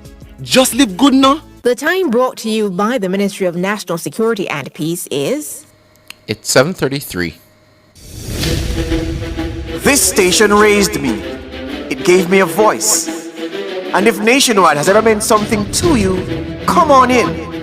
Join the Nationwide 90 FM Family Club today on Patreon. Hey, turn up to 25. Turn up to 25. Could I drive out fresh in a MG ride with a staycation, all inclusive flex? Yeah. I touch a million cash. Yes. Smart TV, PS5, and home upgrade. Turn up your winnings this summer with Digicel. Sign up or switch to postpaid or Digicel Plus by a SIM. Top up with 5 bills or more. Buy a 7-day plan or higher. A smartphone deal or just pay your bill. Authorized under Section 58.3 of the Betting, Gaming and Lotteries Act. Promotion period June 24 to September 5, 2026. Visit DigicelJamaica.com for terms and conditions. A voice you love returns home. This August, afternoons on Nationwide on air and online will never be the same.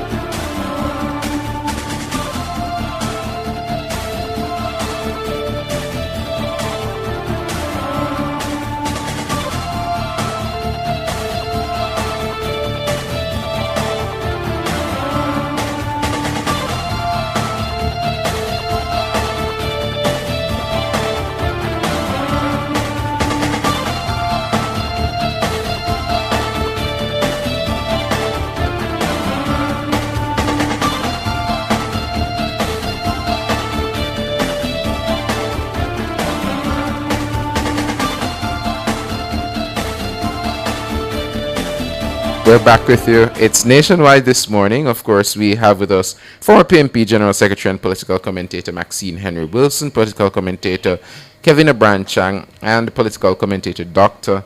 Nadine Spence. We're discussing this issue around parliamentary conduct, particularly the exchange over the couple of weeks, and of course the response and statement by MP for Southern Trelawney, Marissa Dalrymple Philibert, and we've been having that conversation around the conduct in Parliament and the tone and behavior. I note particularly a statement from Dr. Dawes, who is the MP for Southeast St. Catherine. He said that, you know, when they feel as though it is not fair as it relates to rulings, etc., and that they're not being heard. And in many cases, them not being heard, the speaker references and speaks to particular areas of the standing order. He says they resort to a thing called civil disobedience. Now, what do you make of that, Dr. Spence? Look here, I work at UE and I work with these young people, them behaving like they're officers of the guild as opposed to big responsible people. What do you mean civil disobedience? You're a member of parliament and you have access to the highest seat of power in the land. Civil disobedience is not for people who have that privilege. Civil disobedience against who? There's a misinterpretation of what it means to sit in that seat. And I say this to you, one of the things that the PNP as a party has to do, and I've watched it over these last almost years, is that it has to find a way to train its young people, the people who are just entering politics from the PNP. You just watch the history over the last almost 30 years that I have engaged these young people who have walked through the halls of the University of the West Indies and the Guild and then eventually go on to power in the party, is that there is no nurturing, there is no mentoring, there is no preparation for politics, and pretty soon they damage their political potential because they do not take time to learn the culture and practice of politics, and they go in with some idealistic kind of ways of perceiving how they should behave, and rather than take the time to learn, the arrogance dominates how they engage the political space. And that is what I see. From the seat that I sit, that's what I see. And it's unfortunate because they're behaving petulant, they're behaving entitled, and they're behaving as if they are operating from a state of privilege and demanding a kind of attention that is negative and that is damaging the political practice and the culture, yes.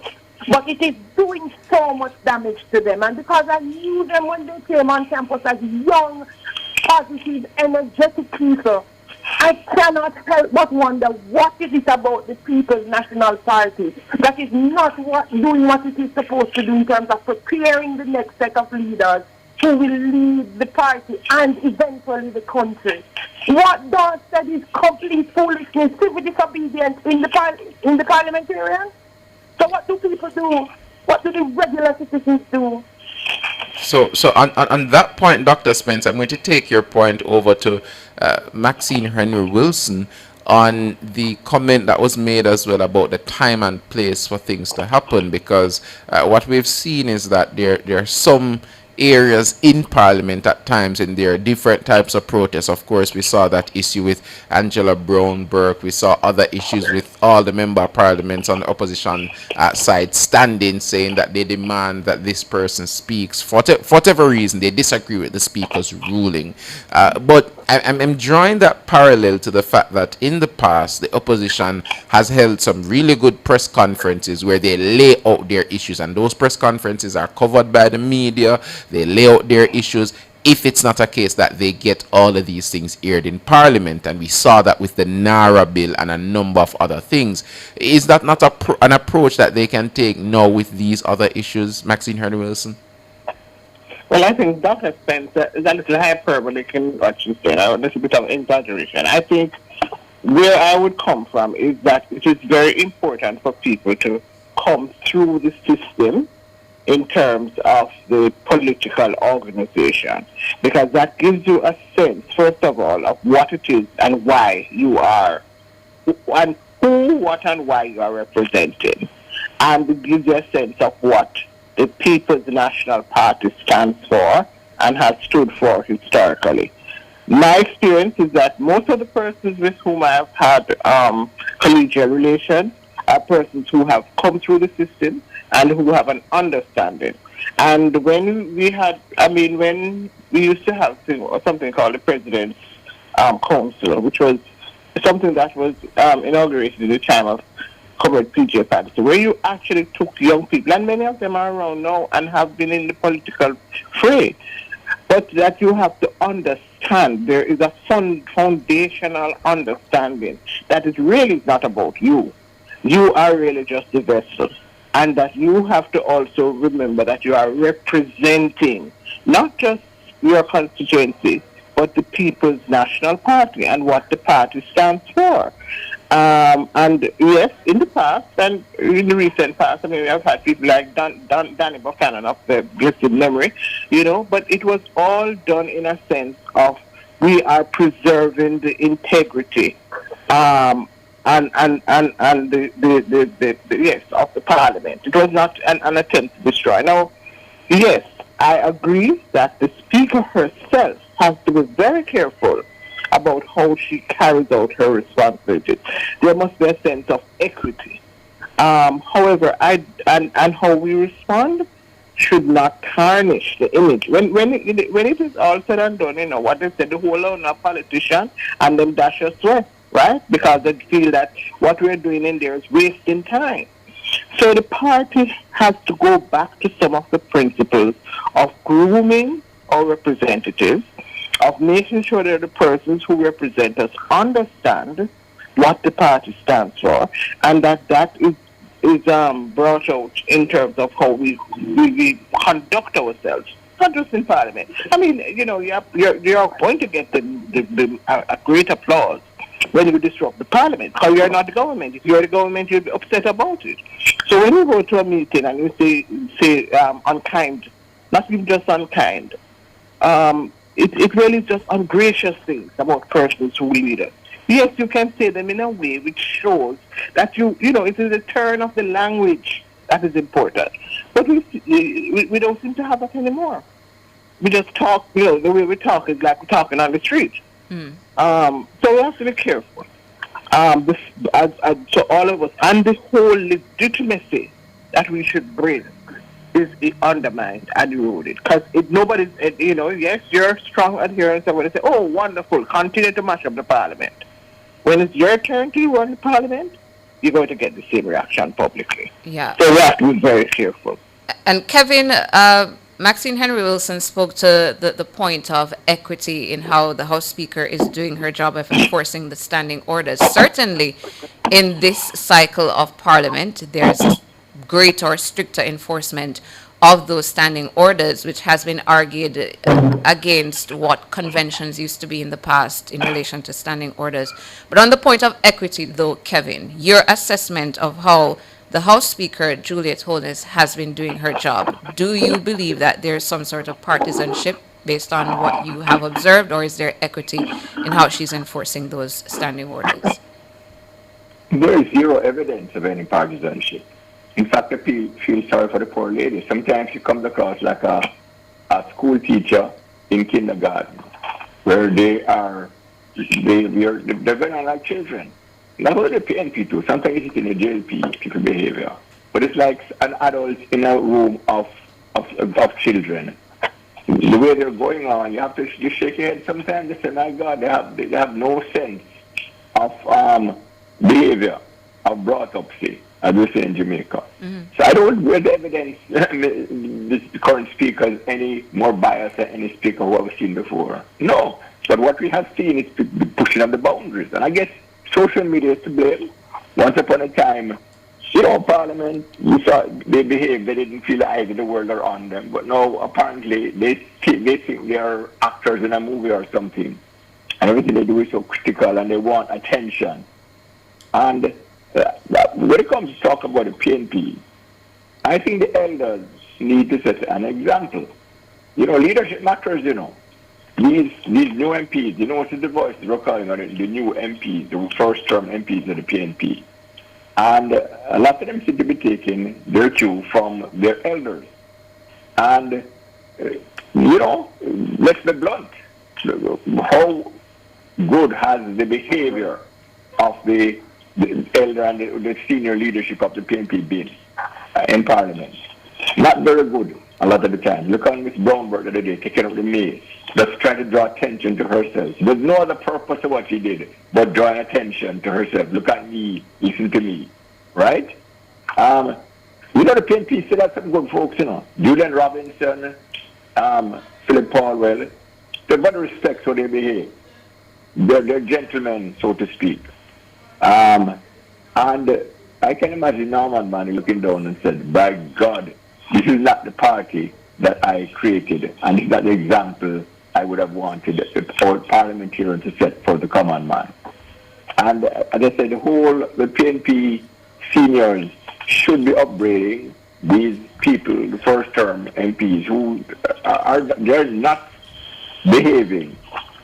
And the people that say it's old fashioned, but as Mr. Lucia Hodian think he brought a square.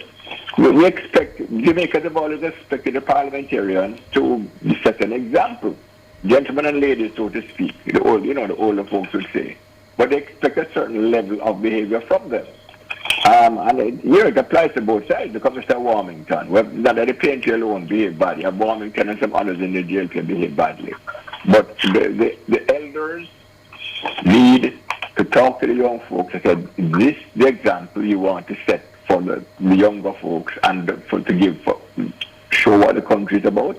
I don't think so. If you look at the wonderful democratic record, and as I said, when you look at our parliamentarians, they laugh and joke. We can say, wow, the animosity you see in some other places we don't have. But these young folks coming up, first time, they seem to have lost the plot, and the leadership in the party needs to talk to them and say, what are we about? We are Norman Manley's party. We are supposed to have a standard of behavior. I appreciate the contribution from all of you this morning. Dr. Nadine Spence, a political commentator, Kevin O'Brien Chang, political commentator, and Maxine Henry Wilson, former PNP General Secretary and a political commentator. Thank you so much for your time this morning. You're welcome. You're welcome. Yeah, I do agree though, Sandra, as we go to the break, that there is need for, I said it yesterday, saying it again this morning, some level of guidance in relation to the new parliamentarians, younger parliamentarians, the conduct quite unparliamentary, but on the other side too, Sandra, you have some of the more experienced parliamentarians who are not setting a good example for real for the younger ones to follow, as was demonstrated a couple weeks ago with that Mace incident. How do you expect the younger parliamentarians to do any better when you yourself, who has been there for a long time, you know how parliamentary conduct is supposed to be, you're doing something that is so unparliamentary? Yeah, but as an experienced female parliamentarian, yeah man, draw them aside, reflect, reset, as Maxine Henry Wilson said, and come better again. Because at the end of the day, you know, you want to be in this for a very long time, looking out for your constituents and the betterment of Jamaica and this democratic society. What sort of society do you want? What sort of reputation or legacy do you want to walk away from Gordon House with? I don't think what is happening now in Parliament is what you want to leave in the books of history when you're done and dusted. We take a break here on Nationwide this morning. When we come back, we'll turn our attention to football.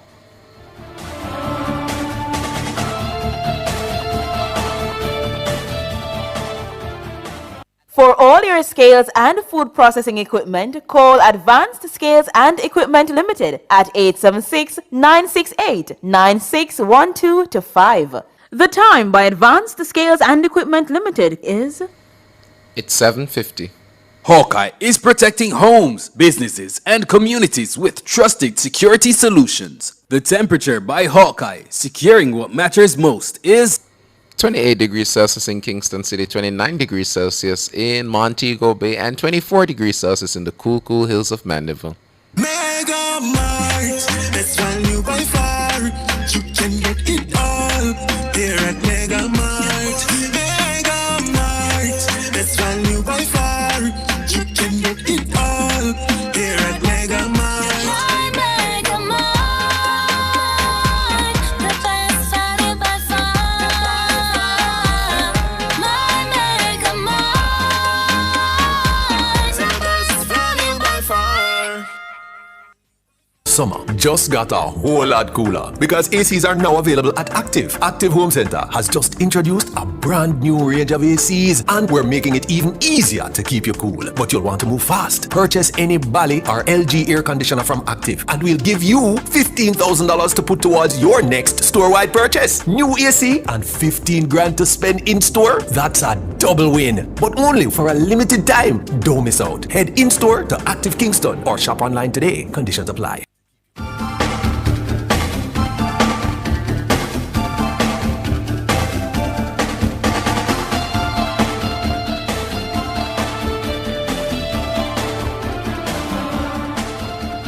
We're back. It's Nationwide this morning. It's time for the World Cup Roundup. The road to the World Cup glory is becoming even tougher as today, we end the round of 32. Tomorrow, we are starting the round of 16. Of course, the best team in the competition will be playing. And I have with us veteran football administrator Clyde Giardini and sports analyst Peter Christopher. Good morning to you, gentlemen. Hi, good morning. Good morning. Morning to you. Good morning to the listeners. All right, so the first question I have to ask anybody that comes in any form of sports segment is Clyde. Why did you choose to support France this World Cup? I choose to support the World Cup and who plays best in it. France clearly. So you have agreed then that you have chosen to support France. But let me ask Peter. Peter, why have you chosen to support France this World Cup? Well, I haven't chosen to support France this World Cup. I don't think I would ever support France in any World Cup, but they are playing some of the best football in this competition, I must admit. All right, so I'm going to have to talk to talk to my producer about Peter and Clyde. You know. But starting with you, Clyde, what has been your big takeaway so far from the knockout stage? From the knockout stage, the knockout stage was preceded by the initial stage, and every stage leads to the other. For me, the big takeaway of the competition is the competitiveness, the growth of the sport across the globe, and the fans buying into support and traveling and coming to a difficult environment in North America where 3 host countries with different conditions are there and filling almost stadium to capacity, and the fan vibe has been a revelation globally. Peter, I want to ask you, which team have you been most impressed with in all the stages before, all the games you've seen so far, based on the score lines and individual player performances? It has been France. France has been the best team on show at the World Cup by a distance, even though I believe they haven't actually been fully tested and they haven't come across a team that really has asked questions about their defense, which I think might be their Achilles heel going into the later stages of the competition. But their attack, I think Zlatan said it on the broadcast, they can call upon 3 of probably the top 5 players in the world, in Mbappe, Dembele, and Michael Olise. And coming back to you now, Clyde, yesterday folks are looking at Portugal and wondering, what is going on? So I wanted to ask this morning, which traditional football powerhouse looks most vulnerable heading into the round of 16 now? All the powerhouses are vulnerable. Once you're in the knockout stage, which is where we are now, the 2 teams who take the field can win. That's what we see happening. We see a couple trends happening. The team who scores first loses their way, and the team who responds late in the game and into time added on and or on penalties usually survive. I think this has come about with the new rule that you have 2 water breaks that have become technical database that you research, strategize, and execute a different game plan after each water break, and which technical team that best usually comes out in next quarter on top, and then halftime you can do it again, and then midway the second half you have that chance of repeat, and if you go into extra time you have that chance once again. So the new rules, new strategies, new execution, who plays well consistently over each quarter of the game and beyond, especially late in the game, are the winners overall. Yeah, so they're basically 4 quarters now, and that has changed plus the extra game. time. Yeah, I think that has changed the game significantly. But I have, for both of you gentlemen, Peter, Clyde, starting with you, Peter, which player has stood out the most over the competition? I know you'll have a couple, so if you can give me probably a top 3. I think Olise has been a revelation for France. He's pulled the strings excellently. Boadi for Morocco has been really good. And Vinicius Junior for Brazil he's been the X factor that they've needed at crucial moments in the World Cup. So, and I expect him to continue to be that. To you, Clyde? I'm going to answer in a little different way, because there are 3 positions for me that have stand out. Goalkeeping and the goalkeepers have been extraordinary, and there's a multiplicity of those. Yes, the midfielders, Boadi, from Colombia, James Rodriguez, some of the others. I expected more from Modric. I expected more from Bruno Fernandes, but it's still early in the day. And of course, the strikers, the goal scorers are on target with Messi, Haaland, Mbappe, and so many others who have scored doubles and hat-tricks, and that goal scoring race will continue. So the strikers, the goalkeepers, and the midfielders are the three standouts that I see highly competitive, and a multiplicity of players in each of those groupings. Yeah, I agree with you. Peter, I'm coming to you from a criticism that I have of Portugal, and I use France, I use Argentina, and I use Colombia as very good, I would say, parallels to what the type of football Portugal is playing. Clyde just said he has been a bit disappointed in Bruno Fernandes, and I have a similar view based on how he's been playing. What I've seen from Portugal, they're turning around, passing back the ball, not creating enough chances. When you look at Argentina, they're running at you. At France, they're running at you 90 minutes. When you look at Colombia had Portugal on its knees. Now, what do you think is leading to Portugal not meshing together well at all, not attacking properly, not getting out there playing the type of football that we'd expect? I think they have a lot of similar players who want to play the same role in that midfield. So Bruno Fernandes is one, but there's also Vitinha who's underperformed. And when you look at what the position they play for their club, they would kind of overlap and want to occupy the same positions and want to make those passes towards the forwards. But they have to fit in a system that perhaps doesn't, bring out the best in them. And I think what we saw last night in Portugal, that midfield was completely replaced prior to them coming back into the game against Croatia last night. So that's something that Martinez definitely would have to look at in terms of how he's managing his midfield to make sure that these star players are able to execute the kind of plays that they are accustomed doing for their club team. And the round of 32 games end today. Clyde and Peter, round of 16 starts tomorrow. Is there any particular matchup that you're looking most forward to? We're looking forward to the other games today to see what they will produce, because you just can't take your eyes off any game or any team now, as we're made to see. But in addition to the question before with Portugal, I think a part of their problem is twofold. One, not just the similarity, as quite rightly Peter said, with the nature of the midfielders. These are passing midfielders. They pass the ball, their artistry and ball control is excellent, but they have no runners up front. Led by Cristiano Ronaldo, he's stationary, and they have to feed him the game, and that's ham time. The passers, they need runners.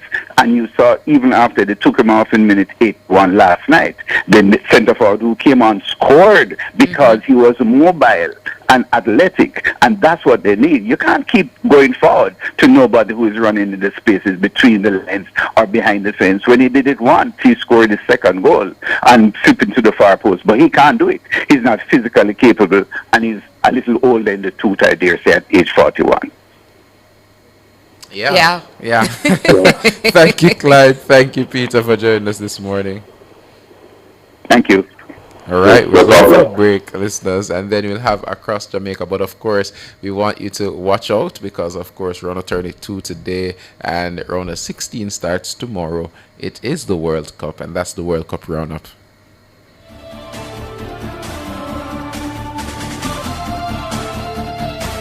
Front Page was brought to you today by ABC Electrical Sales, for a better choice in the electrical business.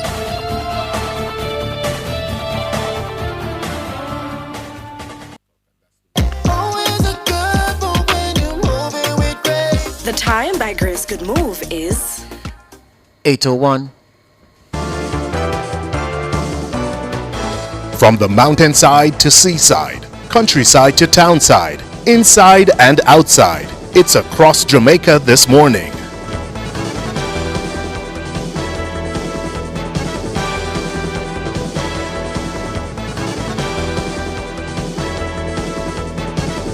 Taking you across Jamaica today, Friday, July 3, 2026, a new non-profit dedicated to empowering young people in inner-city communities across the country has emerged. Voices Ignited to Build Empowerment Jamaica, Vibe JA, was launched at the Ligonier Club in St. Andrew on Wednesday. The founding director of Vibe JA is Susan Wilson Brooks. The whole essence of Vibe Jamaica, which is a non-profit organization, I must say, is to impact our youth, specifically in the inner city communities, and we're hoping to do our pilot project in Fletcher's Land, of course. And we have done the work, we have been on the ground, we have been engaging the youth. We took the approach of going in, listening to, what the young people, and we had a whole conversation, not once, not twice, just to get a feel of what it is that they're looking forward to, what is it that they want to see happening in their community.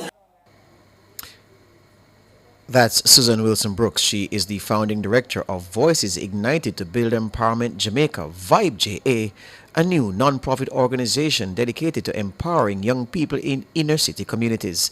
Meanwhile, the Jamaica Social Investment Fund, JSIF, donated $1 million to support Vibe JA. JSIF's managing director, Omar Sweeney, explained why the investment is important.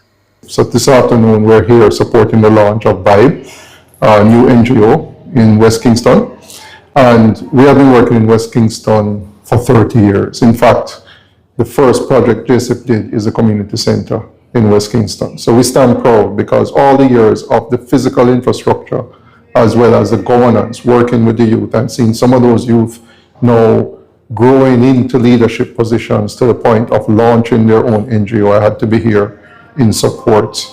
And so we are proud not only to see the development in this urban area, but also to see all the things that are happening in communities across Jamaica. That's Omar Sweeney, managing director of JSIF. Meanwhile, King's Counsel Peter Champagny says his law firm will provide services at no charge to Vibe JA. The Jamaican government is taking steps to secure the inscription of Junkuno on the United Nations Educational, Scientific and Cultural Organization's Urgent Safeguarding List. That's according to Culture Minister Olivia Babsy-Grange. She made that disclosure during her contribution to the 2026-27 sectoral debate in the House of Representatives on Tuesday.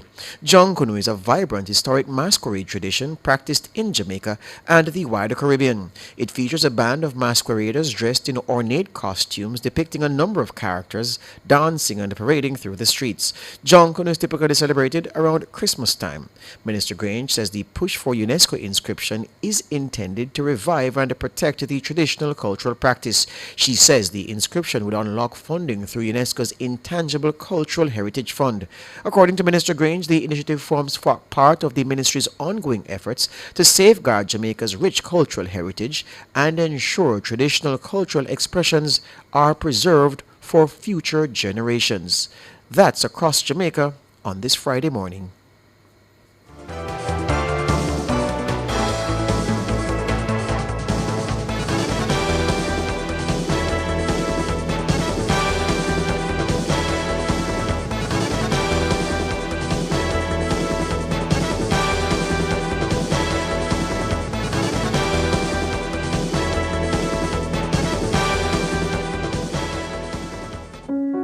The following safety tip is brought to you by the Ministry of National Security and Peace.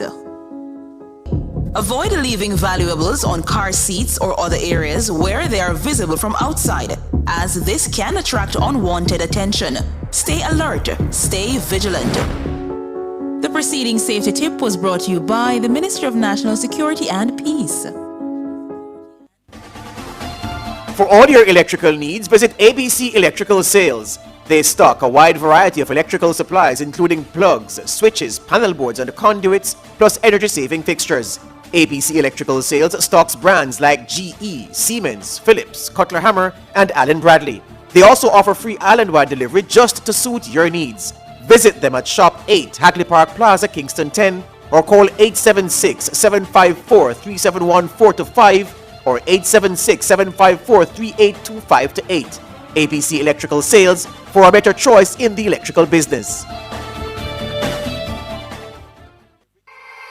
Listen up, motorists. Every driver's license starts with 0 demerit points. But when you commit certain traffic offences, points are added to your record after payment of the traffic ticket at the tax office or conviction by a court. Quick maths. 10 to 13 points, a 6-month suspension. 14 to 19 points, 1 year. And 20 points or more, a 2-year suspension. Don't risk it. Obey the road code, drive responsibly, and avoid demerit points. This message is brought to you by the Island Traffic Authority.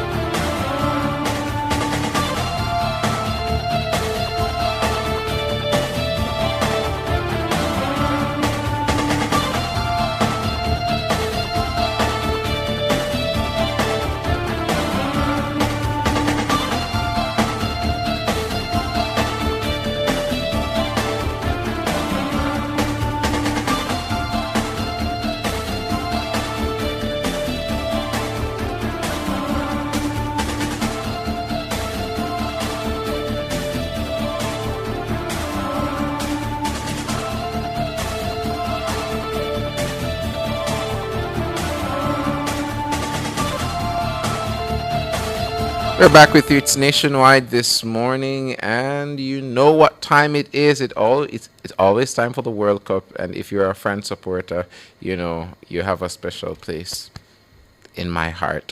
But that's not what we're talking about. No, what we're talking about this segment is the Jamaica Fire Brigade. The Jamaica Fire Brigade is taking emergency response to a new height with the establishment of its first dedicated drone unit. 14 specially trained firefighters will use drones equipped with thermal imaging technology to support firefighting, search and rescue missions, hazardous materials incidents, and disaster response.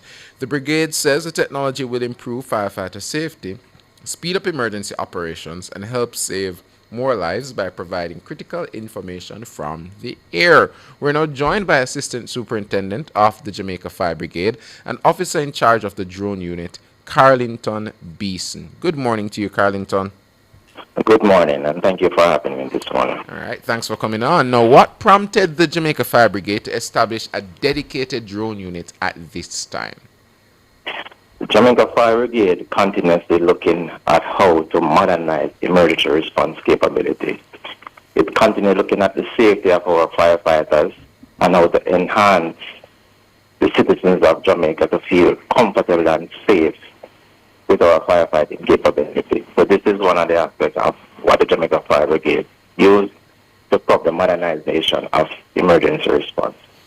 All right, so based on what I've read earlier as it relates to the thermal detection and all those nice fancy things that the drone unit will be able to do, how will it change the response of firefighters, you know, when they actually are tackling an emergency, whether it be fire, whether it be some other type of life-saving mission? Well, with the drone, it is quickly deployed to any situation, so it makes the incident commander can gather information quickly to make decisions as to how to utilize human resource and other resources to extinguish a fire.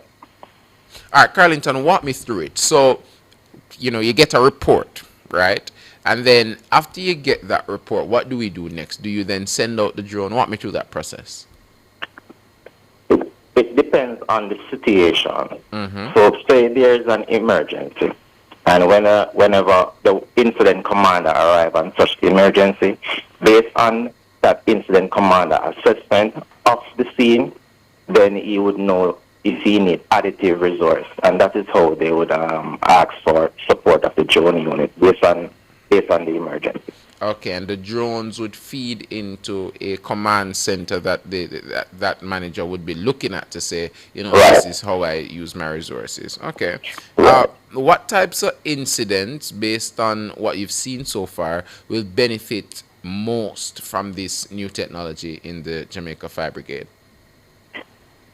The incidents that will benefit most from the drone technology is fire suppression, search and rescue, hurricane preparedness and recovery. Also assisting flood response, search and rescue operation, landslide assessment, wildland fire monitoring, as you know it as bushfires, as hazardous material incidents, marine and coastal emergency also, disaster damage assessments after hurricanes, and you know we are currently in a hurricane season, and critical infrastructure protection, roof assessment, array of situations which drone assist. So a lot of persons think firefighters only fight fires. They think that if firefighters aren't fighting fires, if there are no fires, firefighters aren't necessary. That's what a lot of people think. Now, you've listed a number of things that these drones can help you with. Now, I want you to zero in on thermal imaging and tell me, in search and rescue operations, for example, and bushfires, how will the thermal imaging help the firefighters that are in those specific situations? Thermal imaging, it detects heat signal. It detects a different temperature in heat as it relates to wildland fires, right? we can use a thermal imaging camera to determine whether where the hotspots are, if there's a possible reignition of fire. So wildland fire is sometimes it's a wide area to cover. So to spend human resource in those areas to search for these hotspots is time consuming, and that can cause a possible reignition of the fire to create the situation even worse. So with thermal imaging camera, we were able to detect these areas fast and be able to send our resource team directly to the source to extinguish the blaze. As it relates to search and rescue, we in forest area we are able to detect body temperatures, and as experienced firefighters, the thermal imaging camera will also form a silhouette of the image that it is detecting the temperature from. So we'll be able to identify whether this look like a human or whatever we're searching for to send our team directly to the source. So how many drones do you have now, Carlington? Currently, we have 2 operational drones that is equipped with thermal imaging camera, and we have 4 regular drones that we use for training. So is there a plan to get more drones, noting the length and breadth of Jamaica that, of course, the Jamaica Fire Brigade has to serve? Yes, that is a plan of the Jamaica Fire Brigade. So we just started our first drone unit. So after assessing the situation, we are going to expand our drone units across the island. Okay. So what challenges can you tell me that the brigade has faced in maintaining and operating this type of new technology, if any? And is there any opportunities in this instance to improve on technology across the brigade? Currently, the only challenges we have so far is the fact that starting up any unit that uses technology in this time, it's pretty expensive. So that is the only challenge we have as to acquire certain equipment that we need. And opportunities? I'll repeat the question? Yeah, I'm saying, and what opportunities do you see in this time? The opportunities? Yeah, in terms of technology. The opportunities that we see now is it allows us to be faster in our assessment, and technology, the way technology is growing now, we are able to use a different type of technology to assist in our decision making. All right. So is there, looking ahead, are there any technological innovations that the brigade is now exploring to strengthen the emergency response across Jamaica? As it relates to the drone, we are still currently looking and doing our research to add to it. As one of the things that we try to add to it is 3D mapping of incidents. Okay. And have you used these drones already in the field? Yes, we have used it in the field where we use it at Mavis Bank. We have used it at the Riverton fire already, which is assist us in extinguishing the blaze. We assisted in search and rescue situation where we have victims washed away in flood areas. We assisted when the British National was lost in St. Elizabeth. So we would have used our drone in many operations. Okay. All right. So that sounds good. So it's something that you are looking to expand in the future. Thank you for joining us, Assistant Superintendent Carlington Beeson. Thank you very much. Thank you for having us. All right. And that is it from the Fire Brigade, the drone unit. So now, of course, it's a different day and age. And of course, the search, rescue, fire operations, and all those things, listeners, it has taken a new form. And as a result, the brigade, they have had to innovate. And they've had to get drones involved in just helping them to reduce that time that they'd have to spend just searching, with human resources. Now they can use technological resources to augment the human resource and to plan better for those situations. You heard Carlington Beeson there saying that in the Mavis Bank situation, there was a use of the drones, as well as with that situation in St. Elizabeth, where they were looking for that other individual there.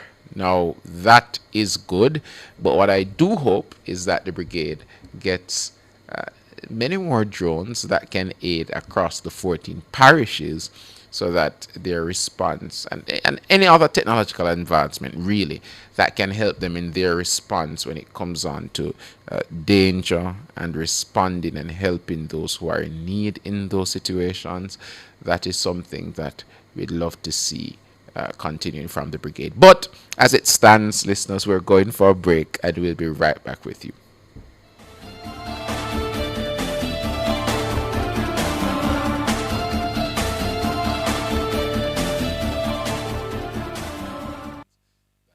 You're listening to Nationwide 90 FM. The time is... It's 8:19. Fontana Pharmacy has a wide variety of items from pharmaceuticals, household, cosmetics, toys, and more. The temperature by Fontana Pharmacy, it's all good inside, is 28 degrees Celsius in Kingston City, 30 degrees Celsius out west in Montego Bay, 25 degrees Celsius in Mandeville. A voice, a personality you love returns to Nationwide this August. Afternoons on air and online at Nationwide will never be the same.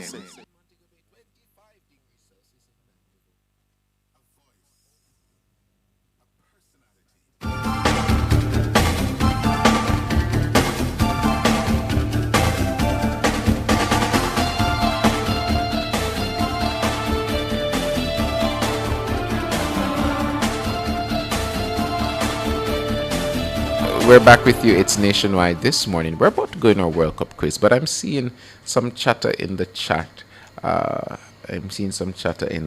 About a story we carried earlier with a member of the opposition People's National Party in his statement as it relates to the Speaker of the House. And I'm seeing a lot of chatter going on. And I dare say I see persons kind of telling the member of parliament to toe the political line. I don't agree with that, Tana, because I think no matter who you are, your views based on what you think is right, how you think things are approached, are your views.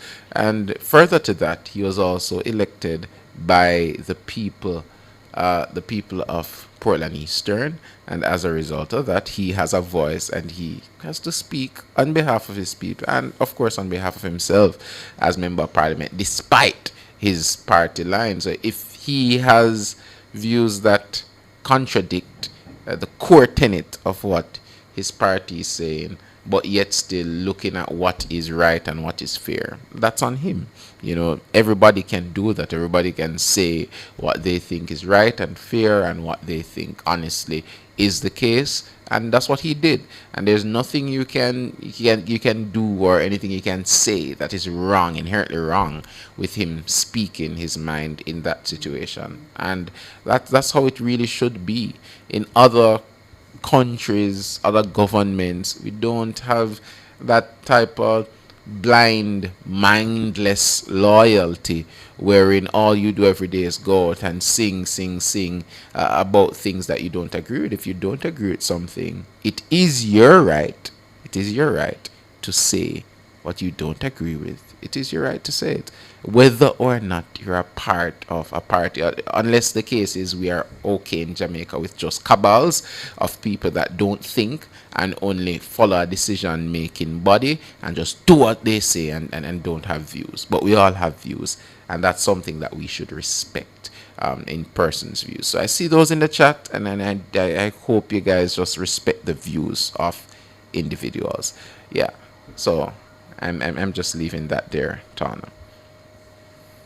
So it's now time for our World Cup quiz. World Cup quiz is, of course, one of my favorite times. I don't know why I'm seeing it. Here we go. We've been trying to do this quiz for like two weeks now, Tana. I've seen these questions here for a while. Yeah. I've Here seen we these are. questions here for a while. So I'm going to ask for those in the chat, right? For those in the chat that know you know the answer to these questions, I want to see you answer. I don't. Well, are we going to do what we did the last time, Tona, where team I'd love champion to. won? Team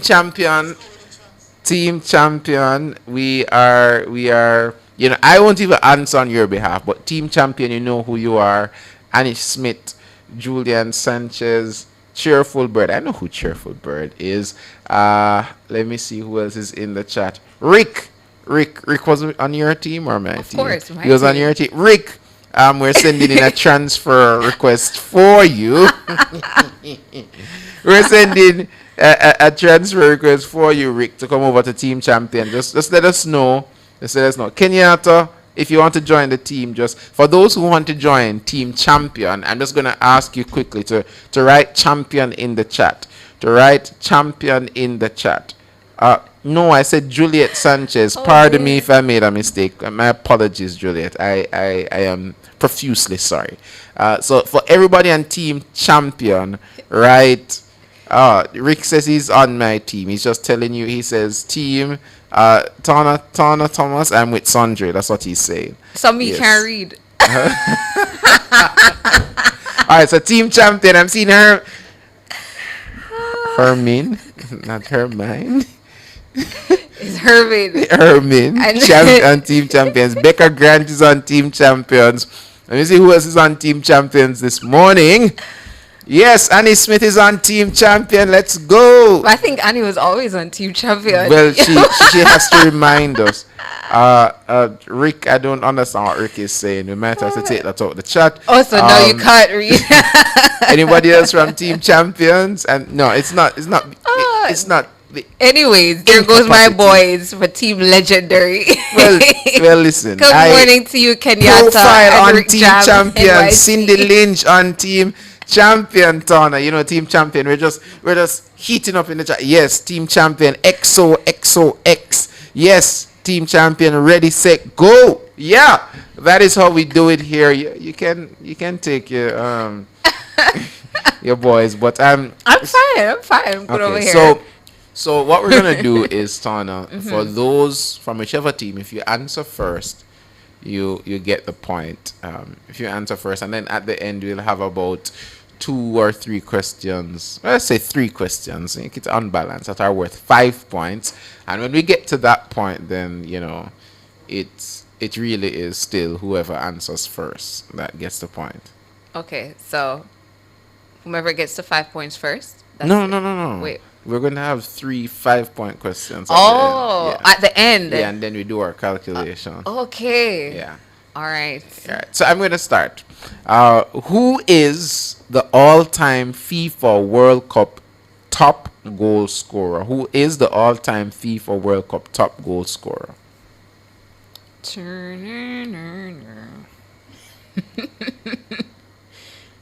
And I see Dahlia Shirley out saying, yeah, Team Legendary, always. Yeah. Orman Thompson at Legendary. Butterbean, Team Legendary. To Music, my Big Bad TT.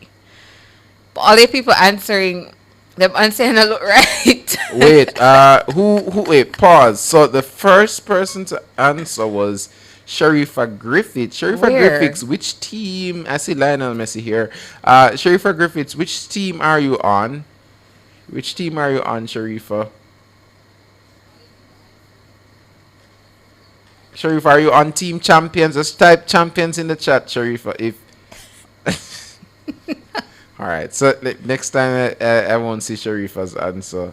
Right, so the first point, of course, goes to Team Legendary. Sharifa Griffith is saying Lionel Messi, and what we have in our blurb is Miroslav Klose, but according to the recent happenings at the World Cup tournament, it is now Lionel Messi, and right under him there, Kylian Mbappe is at 18 goals now. Yeah. I think they're saying that they might have tied, but I'm not seeing that information in front of me.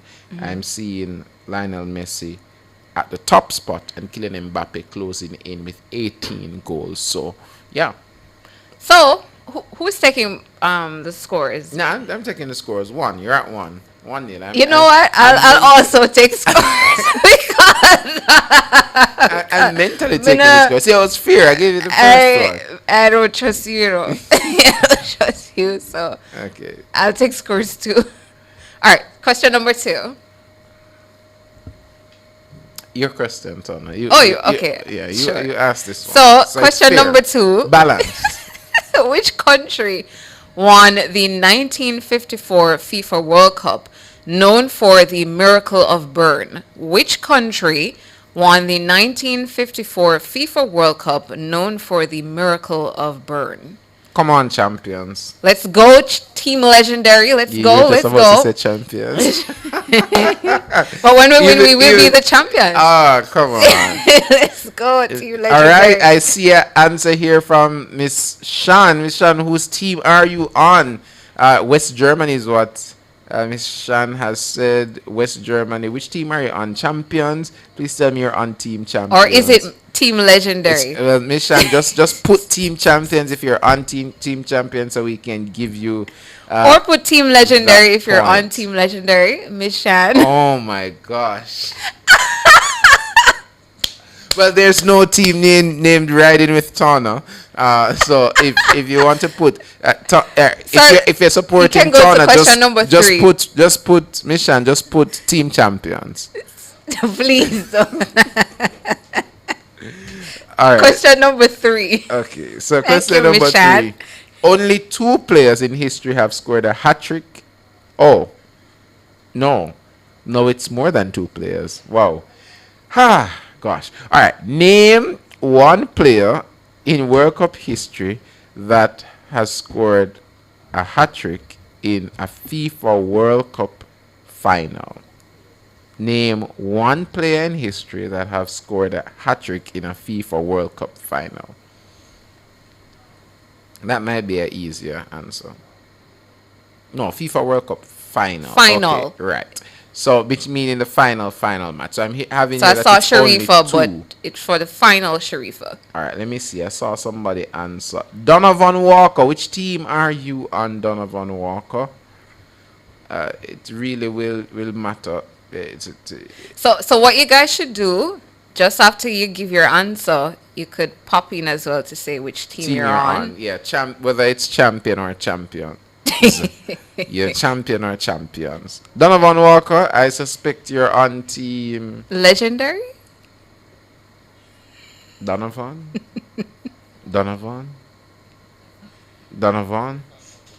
Okay, we're going for a quick break.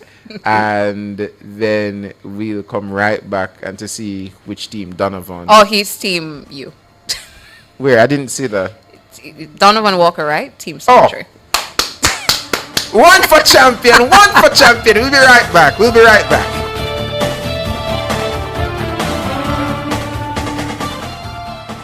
Rebuild with standards. Rebuild with confidence. Test your blocks, concrete, cement, aggregates, and other building materials at the Bureau of Standards Jamaica.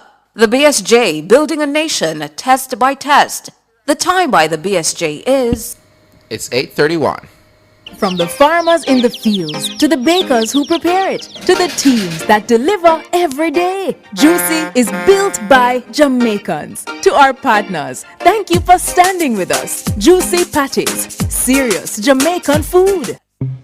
A voice you love returns home. This August, afternoons on Nationwide, on air and online will never be the same.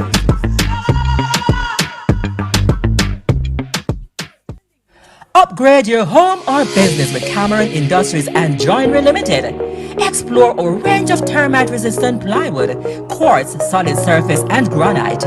Experience timeless elegance with our cedar doors, crafted from premium cedar stock, kiln-dried for durability and beauty. For quality and craftsmanship, visit us at the Trade Center Kingston 10 or Hatfield Mandeville. Call 876-963-0628-30. Cameron Industries and Joinery Limited. Transform your space today.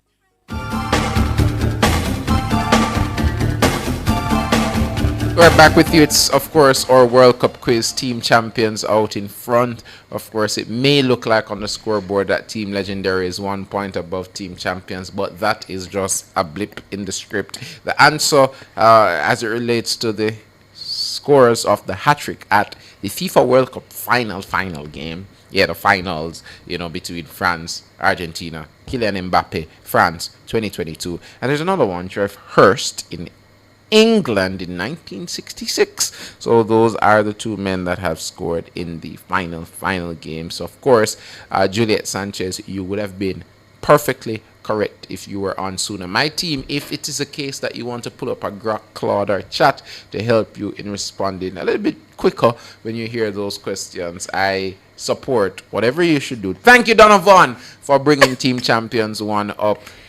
No, not giving you any hints, not telling you how we will win, but we will win because we are the champions. Let's go. Anyways, Team Legendary, yeah man, get ready with your quick fingers. So the question, which nation has hosted the World Cup the most times? Which nation has hosted the World Cup the most times? Come on, let's go. Let's go Team Legendary. Let's go Team Legendary. Yeah, come on, let's go Team Legendary. Garfield Douglas is saying Germany from Legendary. Becca Grant is saying France. We're giving you some time. We're giving all the people some time to come in. Come on, let's go. Annie Smith says France. Rick, did you decide that you're on my team today? Rick, that's another one for Team Legendary. Another one for Team Legendary. And look at all the Team Legendary just popping up. Kenyatta, Montgomery, Rick, EXO was your team, right? But late. So the answer is Mexico. And Team Legendary was up first with the answer. Mexico has hosted the World Cup finals 3 times. 1970, 1986, and of course, this year, 2026. All right, so for my team, I want us to focus on some particular deliverables as we move forward, and I hope you guys understand what I'm saying. So let's work accordingly. I'll ask the next question. Which Cameroonian football legend holds the record as the oldest goal scorer in World Cup history? Which Cameroonian football legend, Team Champions, holds the record as the oldest goal scorer in World Cup history?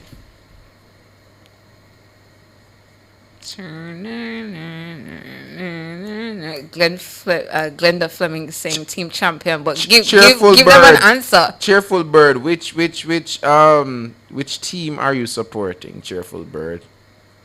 I'm not seeing the answer. Oh, yes. There it is. Not spelled correctly, yeah, but yeah. But we'll take it. We can decipher what you mean there. Yeah. So Cheerful Bird, Birds. which team? Just tell us which team. Just tell us which team. Cheerful Birds, which team?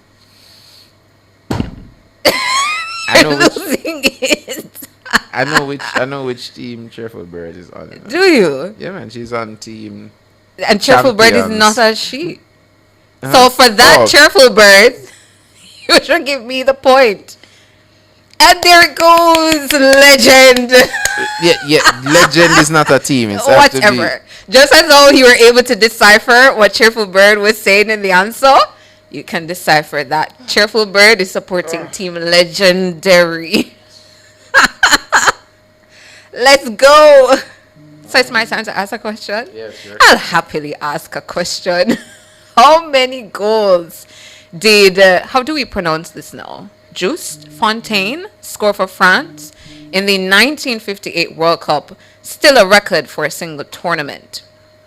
So how many goals? Come on, Team Champions. Come on. Did Fontaine score for France in the 1958 World Cup, and it's still a record for a single tournament? Look at me. I'm giving you the answer. If you cheat, I just automatically gain another point. Yeah, I can't cheat. Oh my God. Cheerful Birds. 13. Right, we're going to ban Cheerful. 13 is the answer. Well done, my side. Well done. What's the score now? Yeah. 5. Team 5-1. Legendary. And To we're only a point for Team Champion. okay. Let's go, my side. All right, Let's go. Are you okay? Sandra, are you okay? Yeah, are you I'm okay, I'm Sandra? trying to. All right, so I'm just gonna ask the questions. You should ask the they are. questions. So, which country has finished as runner-up the most times without ever winning the World Cup? Which country has finished as runner-up the most times without ever winning the World Cup?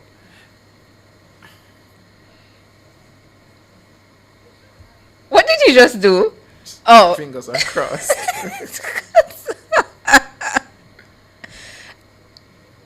Sharifa All right. Griffiths, which team are you on? Which team, Sharifa? Which team? Which team are you supporting? I think Sharifa is team champion. I think, yeah. I think she I just is. want her to say it again so that we can rub it in that we're coming back. We're not going to just type cheap team champions in the chat, Sharifa, so we can know Juliet Sanchez, you are team champions! And we get it on the board. Yes! Sharifa, I'm depending on you. I'm betting on you, Sharifa. Sharifa, you will get this one. Sharifa, if you just keep your fingers on your keyboard, you will get the next one. I promise you, Sharifa. Keep your fingers on the keyboard. Give our family members out in Radio Land the answer. Oh, yeah. The answer is for those listening and are excited for team champions, of course. The answer is Netherlands. Oh, wait. She said mistake. TT. Whoa. No. Sharifa already said team champion. I'm sorry. No. She said mistake. Sharifa. No, she made that mistake, and the point was Sandra, awarded. It can't scratch out. No. That no is the fairness. Sharifa said mistake. TT. No, she's saying that. Sandra, you see how full up people head with team champion. No. She said there's a mistake that Tana made in something that she said. That's what she's trying to say. I'm deciding. No, she said no. She didn't say. So we see clarification from you, Sharifa. What do you mean? Type now, Sharifa. Is it team champion, which is Sandra's team, or team legendary, which is TT's team? You know what? I'm getting up. Let us know. Where you going? I can't do this anymore. Where you going? Have a seat. Let us know. I can't do this anymore. So, wait. So it's as if Sharifa is saying that she's a champion, a legendary champion. That's what she's saying. She's legendary in caps, bro. Legendary champion. No. Legendary. All right, my team. Let's go back to the board. My team. Yeah, VAR. Yeah, she voted for me already. You know, Tana, that's what I'm saying. If she does it at Sharifa first, says she can't just legendary. change. No, but she can't just change her mind. Legendary. I'm calling for the VAR. Can we go back? Can you go? I'm going to scroll, and I'm going to. Yeah, I don't know if we can accept that point at all. Papa we might have to call scratch VAR, Sandra. Yeah, we might have to. Yeah, we might have to scratch that one. I'm sorry, Tana. We have to scratch that one. No, we Do don't. you agree? No, legendary. All right, who scored the winning goal in the 2010 World Cup final? Come on, team champions. You know the answer. You can repeat the question. Who scored the winning goal in the 2010 World Cup finals? Not that one. Why you do that?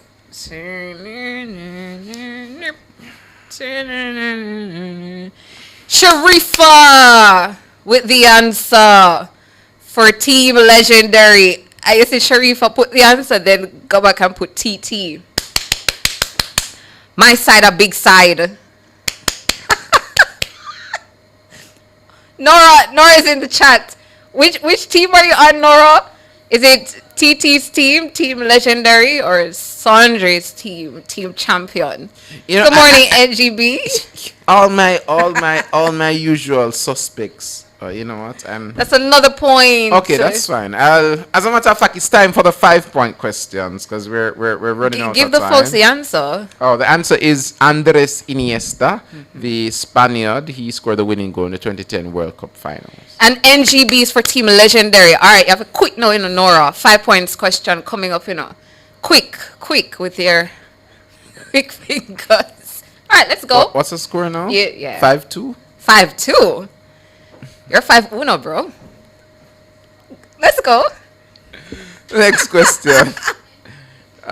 What was the final score of the 1998 World Cup final between France and Brazil? What was the final score of the 1998 World Cup final between France and Brazil?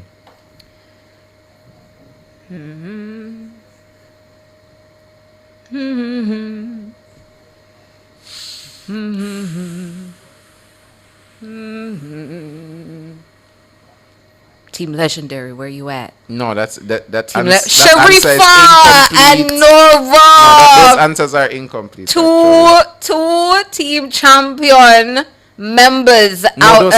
answers are incomplete. Rick actually has. No, it's not. Yeah, Wait. They had to say which side got what. Oh, So Rick! Yeah, Rick got it. Rick out with the answer. Look at Team Legendary members out with the answer. All right, we're going for 2 other 5-point questions. Let's go. Hold on. 1, 2, 3, 4, 5.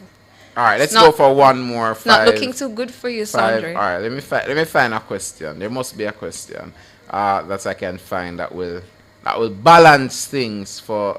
Oh gosh, these questions are bad. Is it, you know what? Team. Legendary? Yes. Team yes, champions. yes. A 5-point question. This is true.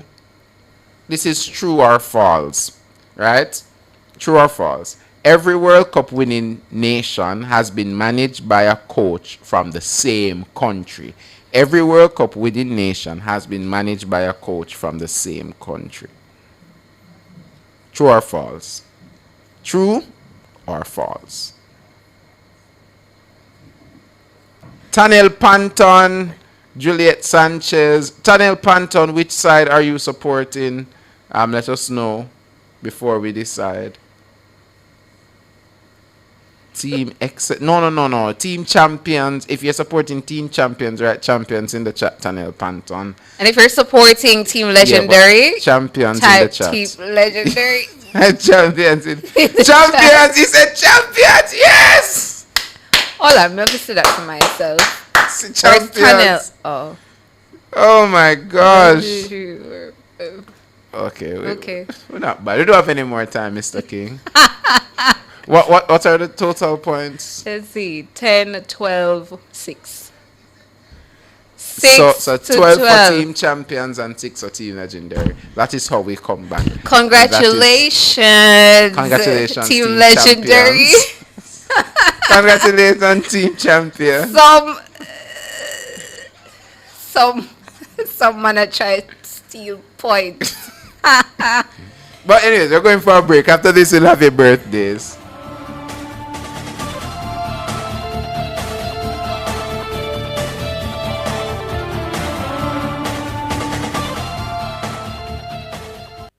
You're listening to Nationwide 90 FM. The time is? It's 8:46.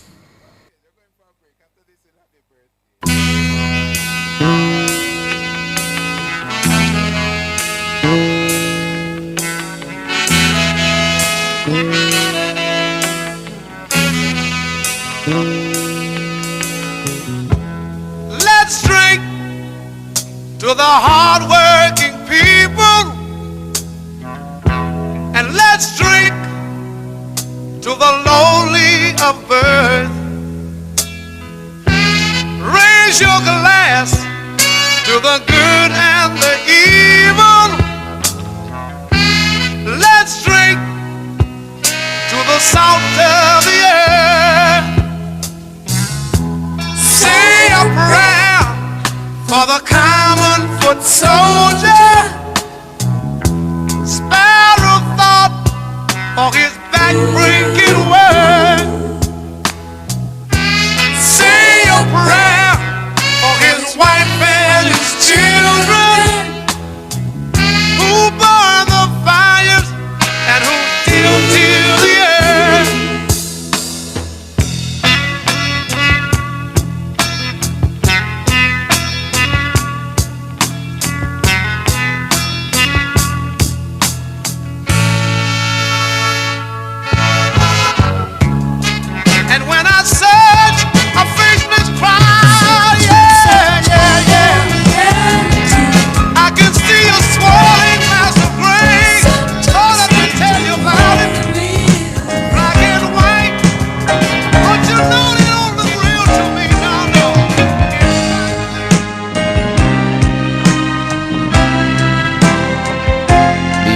greetings, of course.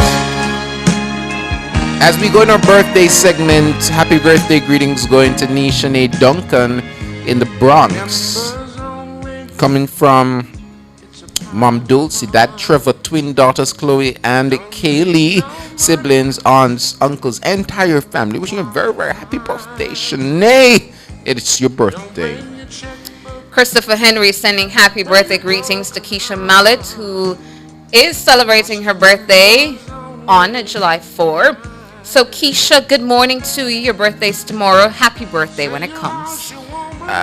Patricia Richardson sending happiest of birthday greetings to a very great and lovely neighbor, Ruby Lee, aka Dor. God's richest blessings on you. Many more years to come, many more blessings to you. Celebrate and enjoy to the max. Much love from Miss Pat. A special birthday greeting here, VVIB's Andre Hutchinson, no stranger here to Nationwide 90 FM, is celebrating his birthday today, and his son, Noah Hutchinson. It's tomorrow, so happy birthday when it comes tomorrow to Andre Hutchinson and his son, Noah Hutchinson, and it's coming from the Hutchinson family, Faye, Gordon, Fiona, Grandma Veronica, and Leah, your daughter and your granddaughter as well. So they're saying happy birthday to you, Andre Hutchinson and Noah Hutchinson, celebrating their birthdays tomorrow, July 4. A very special happy birthday greetings going out to Philip Fairclough. His birthday is today. Coming from his wife, she says, Philip, you are the cherry on top of my favorite dessert, and your love gets sweeter with every year that goes by. I love you, she says. Greetings from, of course, your wife for life, Bethan, and your son, Zubari Lee Fairclough. Love, love, and more love, honey. That is going out to Philip Fairclough, coming from your wife and son. Happy birthday. I'm seeing here Donna Thompson sending happy birthday to her mom, Pauline Hepburn. As always, she's an NNN listener and it's coming from your only child, Donna, and your grandchild, Kim. So good morning to you, Miss Pauline. It's your birthday today. Happy birthday to you from Donna and your grandchild, Kim. Happy birthday going out to Renee in Canada. She celebrates her birthday tomorrow. That's coming from Dahlia Shirley. Very special happy birthday to you, Renee. Happy birthday to you over there in Canada. Carlene Smith sending happy birthday to her sister Shanoy Smith and her friend Romario Williams. All the best to both of you. So happy birthday, Shanoy Smith, the sister of Carlene Smith and her friend Romario Williams. Going over to Facebook, Rebecca Harper, it's your birthday. Very special happy birthday to you. Tony Plummer, happy birthday to you, Tony. Dwayne Bennett, it's your birthday. Happy birthday to you. Alla Chambers, a very special happy birthday to you. Vinica Black, happy birthday to you. Angela McCoy, happy birthday to you. Michaelia Thompson, a very special happy birthday to you. And Shakira Nicholson, it's your birthday. Happy birthday to you.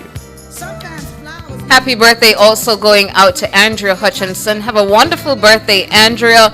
Good morning to you. It's coming from Albert Morgan. From Rick, saying happy birthday to his brother-in-law Oscar, aka Nice, rhymes with rice, over there in St. Mary. It is also the birthday of his late maternal grandpa Clement, aka Papa Cock. Long live his memories. That's coming from Rick. Very special happy birthday to Oscar. Nice. Yeah. Rhymes with rice. With rice. Happy birthday greetings also going out to Corporal Anissa Goodall in Kingston, Daphne Pilliner in Sav, Charles Boswell in Trelawney, Uriel Tantan Ricketts in Sav, Giovanni Henry.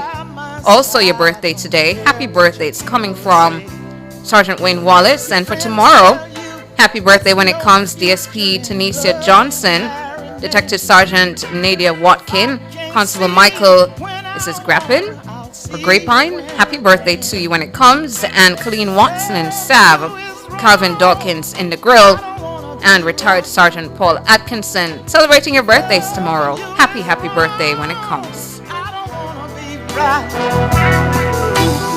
Am I wrong to fall so deeply in love with you? Knowing I got a wife and two little I have another one children here. depending on me. Getty MCN 9615. Happy birthday to Nicole Kelly. A very special happy birthday to you, Nicole. Of course, another one, Sophia Nimhad, saying peace and happy birthday to my grandson Mateo. He celebrates his 5th birthday tomorrow. Grandma is saying she loves you and wishes you many, many more. Mateo, it's your birthday tomorrow. Happy birthday to you. Did you see this one, Opal Yorks? No. So Opal Yorks at Mandeville Hospital. It's your birthday today, Lady Opal. Happy, happy, happy birthday to you. It's coming from Maxine. Copeland Russell, it is your birthday today. An active member for a chat, Copeland Russell. We're wishing you a very, very special happy birthday. Happy birthday to you, Copeland. I said that one already in the Arlene Row. I said that one, Shanae Duncan. Yes, I said that one already. So wishing Shanae Duncan another happy birthday. I wish, yes, Arlene. I got you, Arlene. Stargirl sending special birthday greetings to her sister Beverly Russell Burke. Celebrating your special day today, Beverly. Good morning to you. Happy birthday.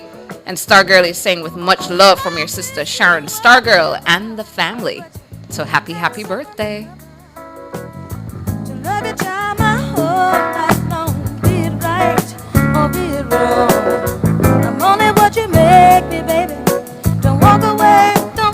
Well, that's all the time we have for our birthdays. We're wishing everybody who celebrates a birthday today on the weekend a very, very special happy birthday to you guys. And if you're celebrating your anniversary, of course, we're wishing you a very special anniversary. And if you have any other celebration nationwide this morning, the big show, the best show, is wishing you just happy Friday, happy today, happy July 7th or July 3rd. Which one is it? July 3rd, exactly. I'm glad you're listening. Happy July 3rd. And of course, for those tomorrow, the 4th of July is a special 4th of July because it is a French 4th of July. I like that. Yeah. Yeah, that we can agree on. That's about it for the show. Thank you so much for tuning in to Nationwide This Morning, NTM. Thanks so much to our super producer, Sonia Stewart, our technical operator, Jermaine King, and our super editor in the newsroom, Kimon Thompson. Up next, the Consumer Hour with Norgay Banton at 10, Cliff Hughes Online. I'm Tana. I'm Sandre. Good morning. Good morning. Happy Friday. Happy Friday. Blue Ridge Mountains, Shenandoah River. Life is old there, older than the trees. You've just heard Nationwide This Morning on Nationwide 90 FM. Growing like a breeze, country roads take me home to the place I belong. It's time for Hot Listings, Nationwide 90 FM's on-air classifieds, made for quick ads and fast results. Escape to a stylish one-bedroom retreat in the heart of Kingston. This modern suite offers comfort, tranquility, and 24/7 security. Enjoy premium amenities including a swimming pool, rooftop lounge with panoramic city views, and ample parking. Located 30 minutes from the Norman Manley Airport and major attractions. Call us today at 876-796-9744 or visit us on Instagram at charmingsuite_Airbnb for booking details. Start planning your perfect getaway today. Choose the Charming Suites at the Vineyards. That was Hot Listings on Nationwide 90 FM. Listings start as low as $1,500. Call 876-630-1210 to book yours today. Fearless and fair. Nation